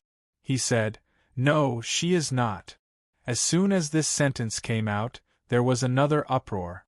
However, before these shocked and complicated emotions could ferment, Li Yu smiled and gave an answer. She looked at Prince Longqing and the others and said, "I have asked this guy for Sangsang several times, but he did not care about me. So obviously I am not qualified. As for you, Prince Longqing, I think you are not more qualified than me." In the field, Prince Longqing and the people of West Hill and Yen had been in the upper hand for a long time. Li Yu had been silent and watching the chess game without saying a word. She was the most favored princess of the Tang Empire. Even if you were a peerless genius, a bigwig in the judicial department of West Hill, and a prince of Yen Kingdom, you were not qualified to be mentioned in the same breath as me. I did not care about Ning Ke's repeated rejection, so what right did you have to care? This was a very simple and powerful logic, which was the typical principle and style of the Tang people. The princess of the Tang Empire made a strong endorsement, and this little storm seemed to come to an end. Sangsang pulled Ning Ke's sleeve and looked up, saying, "Young master, let's go home?" Ning Ke smiled and nodded. However, everyone present, including Li Yu, did not expect that he did not leave. Instead, he reached out and rubbed Sangsang's head. He looked at Prince Longqing and said very seriously, "Prince, I have a few questions to ask you."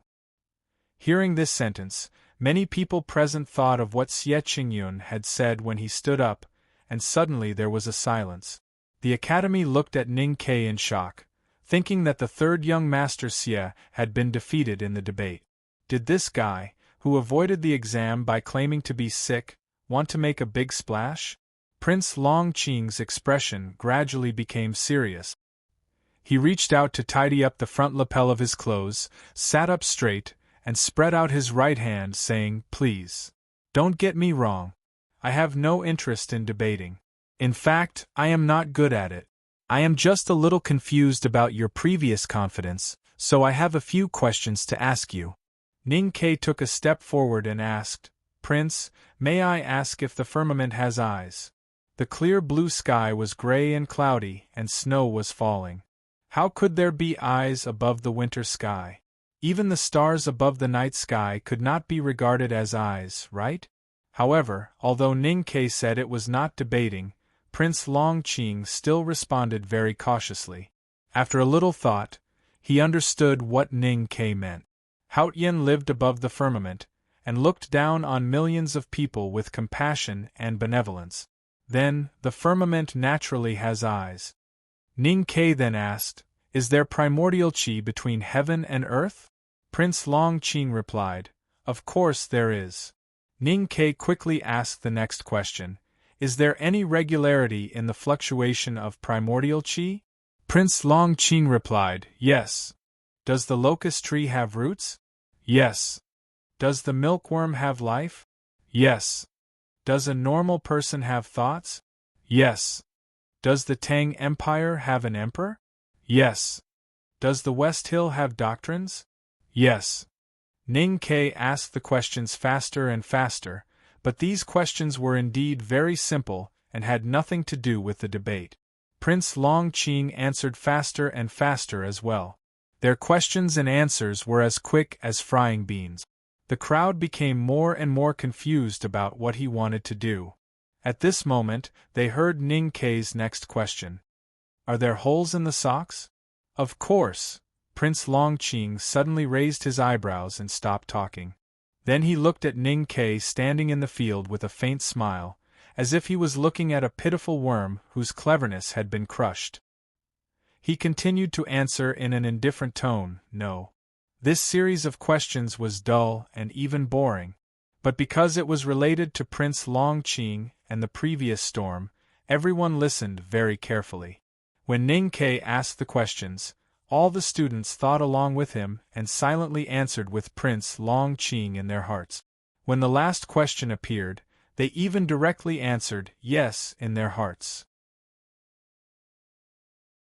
Until now, when they heard Prince Longqing's sudden change of topic and answered "no," they thought for a while and were shocked to realize that all this was just a verbal trap set by Ning Quebec Sidu. Elon frowned and thought for a while.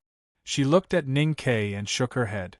She lowered her voice and said to Jean Wutsai beside her, "It's a pity that we didn't make Prince Longqing look bad."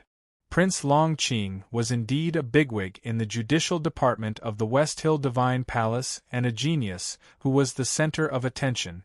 However, at the most critical moment, he found that Ning Ke's series of questions were just to lure him into a certain psychological pattern and verbal inertia.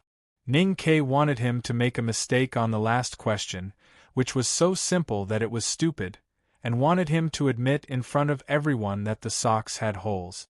Naturally, he would not be fooled. He looked at Ning Ke with a pitiful and disgusted look and said, "I didn't expect that I would patiently listen to your question, but in the end it was just this kind of petty cleverness. I really didn't expect you to do that." Ning Ke also looked at him with a faint smile. After a moment of silence, he shook his head and said, "It's indeed a petty cleverness, but it's a pity that you can't even deal with it. I'm really disappointed." No one understood what he was talking about. They thought he was talking nonsense out of shame and anger. Those academy classmates who had always been estranged from him turned their heads and showed that they were ashamed to admit that they were classmates. Ning Ke shook his head and looked down at Sang Sang. He sighed and said, "Do you remember the story I told you when you were young? How did most of the bears die in the end?" "They died of stupidity." Sang Sang said, "Young master, you were right the other day. Most men who are too good-looking are not smart. Then she looked at Prince Long Qing and explained seriously, if there are no holes in the socks, then how do you put them in? Once again, everyone was silent. Those who understood the matter were dumbfounded and shamefully lowered their heads. They did not understand the matter, but looking at the expressions of the people around them, those who could guess were dumbfounded and had no time to lower their heads. Liu and Situ Ilan couldn't help but smile. The expressions of the people from West Hill were extremely ugly. As for Prince Long Qing himself, after being called a man who was not smart by Sang Sang and figured out the abominable language trap, his face was so gloomy that it looked like a beautiful watercolor painting on a rainy day. I asked you just now and you also answered me. We all know that Haotian has eyes. He is looking at the mortals in the secular world. You and I are like insects under the locust tree, living in the primordial chi of heaven and earth. We have to follow certain rules. Ning Ke looked at Prince Long Qing and said calmly, these rules in the Tang Empire are the golden words of the Emperor or the laws of the Tang Empire. In West Hill, they are the laws of the Holy Church. However, no matter which one is, it clearly recognizes that everyone's private property is not to be violated. Therefore, my things are always mine. As long as I don't agree, then don't think about taking them away. Only then did everyone realize that there was such a hidden meaning in those seemingly boring questions. Ning Ke continued, I asked these questions just to let the prince know these principles. Even if you answered the answer that a 3-year-old should know, it would be meaningless. Of course, the socks have holes, and of course, my handmaiden is mine. As long as I don't agree, you can't take away a penny from me. Prince Long Qing stared at his face, and after a long silence, he suddenly laughed and said calmly, what you said makes sense, but I also know some other principles. If you don't have power, even if you only have the last penny on you, sometimes it will be difficult to protect it. Ning Ke smiled and asked, Prince, are you threatening me? Then he looked at Xingjing and Li Yu at the table. He bowed with his hands folded in front and asked seriously, Your Highness Grand Secretary, he is threatening me. What should I do? Grand Secretary Xingjing was pushed to the wall by his words. He stroked his beard and said with a forced smile, How could there be such a thing? You must have misheard. Li Yu replied with a smile, Do you want to fight to your death with your insignificant ability? Suddenly, she changed the topic and said calmly, But I really don't know who dares to threaten the people of Tang Empire in Chang'an. This sentence was the real threat. Priest Moli flew into a rage. He slammed the table in front of him and was about to stand up. However, at this moment, Prince Long Qing coldly looked at his former teacher and forcibly suppressed him. Then he looked at Ning Ke and asked with a smile, You are also a student of the academy. Will I see you when I enter the second floor? Someone suddenly answered, He didn't even enter the course of magic skills, so naturally he can't enter the second floor. The person who interrupted was Zhong Dajuan. Ning Ke's previous question about the socks had directly embarrassed everyone present, and he felt the most strongly. At this time, when he heard Prince Long Qing's question, he immediately pointed out that Ning Ke had no cultivation potential and was not qualified to enter the second floor, as if he could humiliate Ning Ke in this way. Prince Long Qing looked at Ning Ke expressionlessly and said, That's a pity. After a moment of silence, Ning Ke smiled and said, Perhaps there aren't so many regrets in the world. Sang Sang pulled his sleeve and said for the second time, Young master, let's go home. Ning Ke glanced at Zhong Dajuan and the other students of the academy and said, I know you have always been ashamed to be associated with me. Today you will only think that I played some tricks, but I don't care. I just want to remind you to put these moral thoughts into your studies. If you still can't answer these questions that even a 3-year-old can answer in the future, then it will be my turn to be ashamed to be associated with you. After saying this, he bowed to Li Yu and several officials of the imperial court, and then turned to leave with Sang Sang. As he walked out of the courtyard, Ning Ke sighed with emotion and said, "Peerless genius, hope for resurgence." Then he shook his head and sighed with a smile. Pia Pia. Listening to the constantly floating voices, there was an awkward silence. Prince Longqing's face was extremely ugly. Note: I like this line very much. In my hometown dialect, people often say this to satirize others for overestimating themselves. Do you think you are prettier than others? P.S. I wrote this chapter very painstakingly and every paragraph was dug out. I hope the effect is good. In addition, I miss home. My favorite shaman is not beautiful now. Finally, I need a recommendation vote. In the next few days, I will probably only be able to read 3K, and then I will be too embarrassed to ask for vote. To be continued. If you like this work, please come to Chidian.com to vote for me. Your support is my greatest motivation.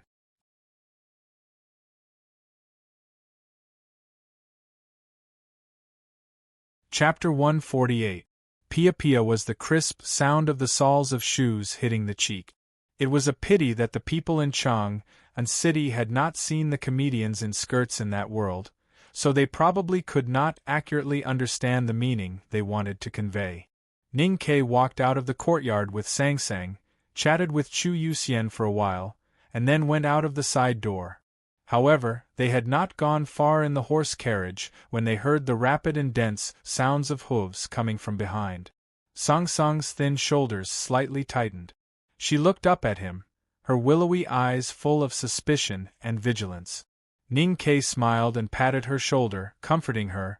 Even if the prince is so angry that he dares to send his subordinates to kill or beat us in Chang'an, he would not be so idiotic as to follow us as soon as we left the house. His judgment was not wrong. The luxurious carriages with soft ropes on them were branded with the emblem of the imperial family. The coachman saw this and hurriedly shouted for the carriages to move to the side of the road. However, he did not expect that these carriages with the emblem of the Great Tang imperial family would slowly stop. The green curtain was lifted, revealing Li Yu's beautiful and pleasant face. Her brows were slightly furrowed, but there was a smile at the corner of her mouth. Her true emotions could not be seen. Ning Ke hurriedly got off the horse carriage with Sang Sang and respectfully walked to the window to bow. He might not have any respect for the princess deep in his heart, but he did not dare to show it on this crowded street. "I heard that you are not popular in the academy a few days ago." Li Yu smiled and looked at him by the window. After a pause, she said, "At the banquet today, even though you were standing up for the academy, you did not make your classmates feel like they were on the same side. From this, it can be seen that your relationship with the academy is not bad, but extremely poor." Ning Ke replied with a smile, "Popularity is a strange thing. It's like the weeds growing on the city walls. Wherever the wind blows, the weeds will run. If you're not popular, it just means that the wind you blow isn't strong enough." "What you said is interesting," Li Yu said with a smile. Ning Ke scratched his head and looked at the woman behind the window. He replied, "I only said it because your highness could understand." Li Yu sighed. "If other people heard you talking to me in such a tone, they would be shocked at your impudence." Ning Ke smiled and bowed with hands folded in front. "That's because Her Highness is virtuous and we are old acquaintances. Naturally, I don't need to be too particular with my words." Li Yu sighed, stared into his eyes and said, "You are a young man. You are not impudent when you should be. You are only impudent in front of me." Ning Ke felt strange hearing this. After a moment of silence, he replied with a smile, "Your Highness, your words are unreasonable. At least I believe that Prince Longqing will think that I am presumptuous enough today." Thinking of Prince Longqing's gloomy face, Li Yu felt refreshed as if she had been washed by the spring breeze. She looked at Ning Ke with satisfaction and then at Sang Sang beside him. She praised, "You did well today. But you are not afraid of offending the Yen Kingdom's subjects and the West Hill Divine Palace just because of a temporary dispute. You are much more courageous than before. To be honest, it is not like your original temperament. This was a seemingly ordinary but sharp question. Only those who had been in contact with Ning Ke knew that this soldier from the border town had always cared more about benefits, such as life and death. He had never cared about fame or humiliation.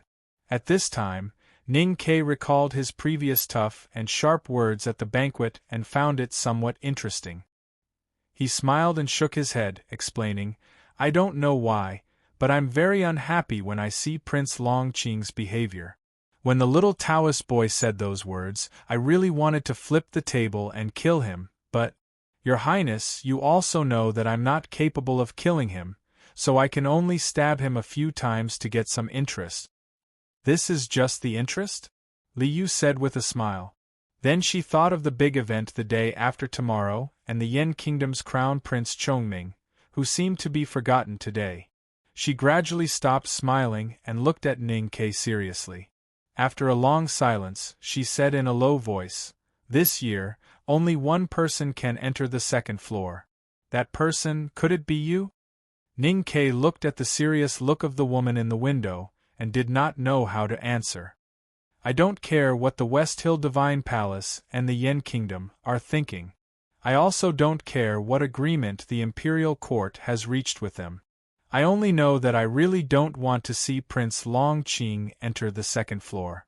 Li Yu stared into his eyes and said. Ning Ke looked back into her eyes and spread his hands helplessly. He said, "Prince Longqing is a cultivator standing on the threshold of knowing destiny state and a bigwig of the judicial department of the West Hill Divine Palace. And I am just an ordinary student of the Academy. Don't you think too highly of me if your Highness expects me to be an obstacle on his path to glory?" The light in Li Yu's eyes gradually faded. She looked at Ning Ke's clean and fresh but still ordinary face and thought that she was really out of her mind. How could she have thought of pinning her hopes on this guy? She could not help but laugh at herself. She stretched out her hand through the window and gently pinched Song Song's cheek. She praised, "You are much more capable than your young master." In the past 6 months, Sang Sang often went to the princess's mansion to play and was very familiar with Li Yu. She did not resist such intimate actions. She burped and said softly, "Young master is the real capable one." Hua Shangyue, the senior captain of Gushan Commandery, came to the side of the royal carriage. Looking at the carriage that was about to disappear at the corner, he suddenly said, "I haven't seen you for a year. I didn't expect that young man from border town to enter the academy. On the journey last year, Mr. Liu Qingchen once said something to me. He said that since we can be sure that Ning Ke can enter the academy without any reason, why can't we believe that he can enter the second floor?" Li Yu looked through the window and looked at the lively crowd on the street in front of her. She said indifferently, "Today when I saw him talking in the courtyard, I suddenly thought of this sentence. I thought of Mr. Liu's strange hope for him, and could not help but have a thought. Could it be that I have misjudged him this time?" Today, his performance at the banquet was indeed wonderful. He did not embarrass the Tang Empire and the Academy.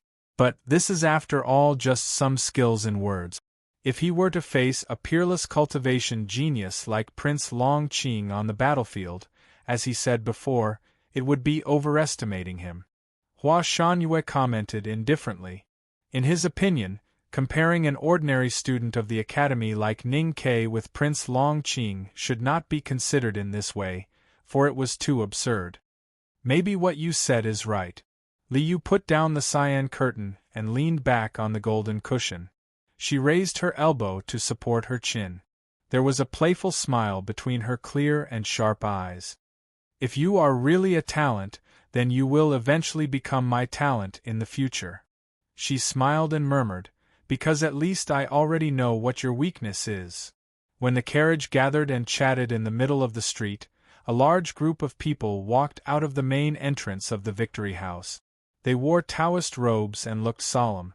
They were the people from the West Hill Divine Palace. Prince Longqing walked in the middle of the crowd with a calm expression. As soon as he went out, his beautiful face attracted a lot of screams from the women on the street. Listening to these cries of joy and admiration, he was not moved by this, nor did he show a look of disgust. He was just solemn and quiet.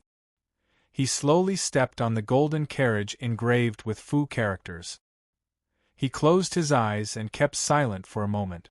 Suddenly he opened his eyes and said indifferently, "That academy student is not a cultivator." Priest Moley, the deputy dean of the Yutian Academy of West Hill, sat respectfully opposite him.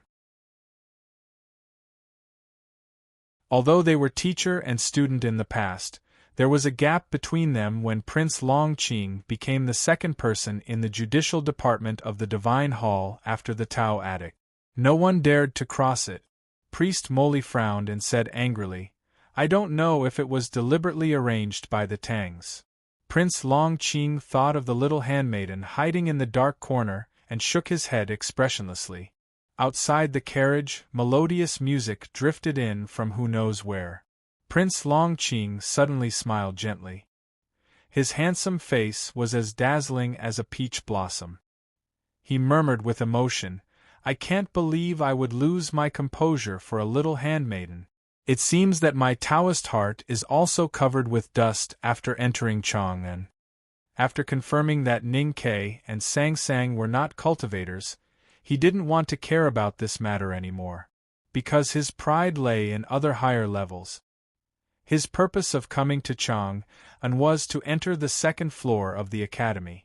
However, Prince Longqing's smile gradually faded and he said indifferently, "Find out who that student is. I hate him very much." Back to the old brush pen shop on Lin 47th Street, Sang Sang untied the big black umbrella wrapped in coarse cloth on her back and prepared to wash rice and cook rice. Today they drank a lot of hard liquor, but the delicate fruits and small dishes that the nobles liked could hardly fill their stomachs that had been honed by the sandstorms of the frontier fortress. Ning Ke sat on the chair by the window and stared blankly at the blue sky with his hands on the window lattice. Thinking of the encounter in Victory House today, he suddenly frowned and said, "I don't know why I hate that guy very much." He didn't say who it was, but Sang Sang knew it was him. She poured the water from the well into the big pot and wiped her hands on her apron. She looked back at the window and said, "I don't know why I hate His Highness so much now. I was going to touch his face and ask him what kind of powder he used." The next day, Ning Ke went to the academy as usual. Then he found that his classmates looked at him in a strange way.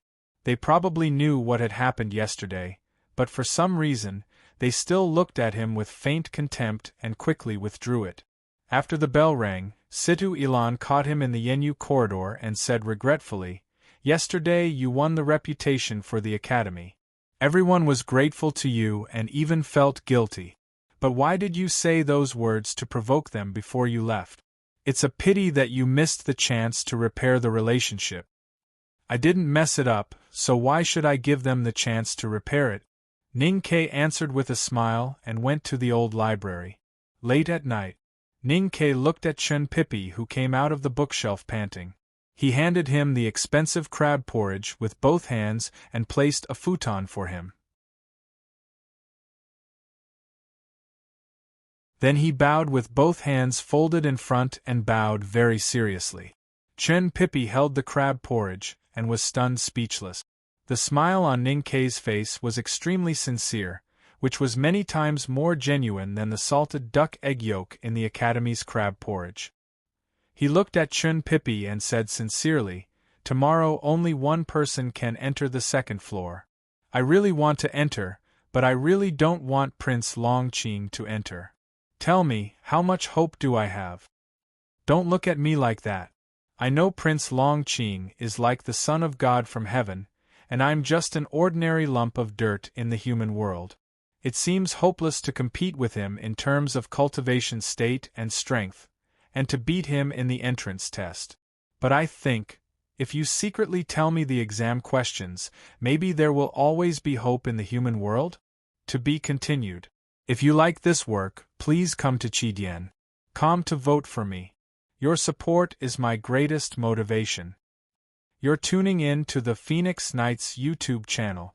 Don't forget to subscribe and join us on this journey to catch the most captivating stories.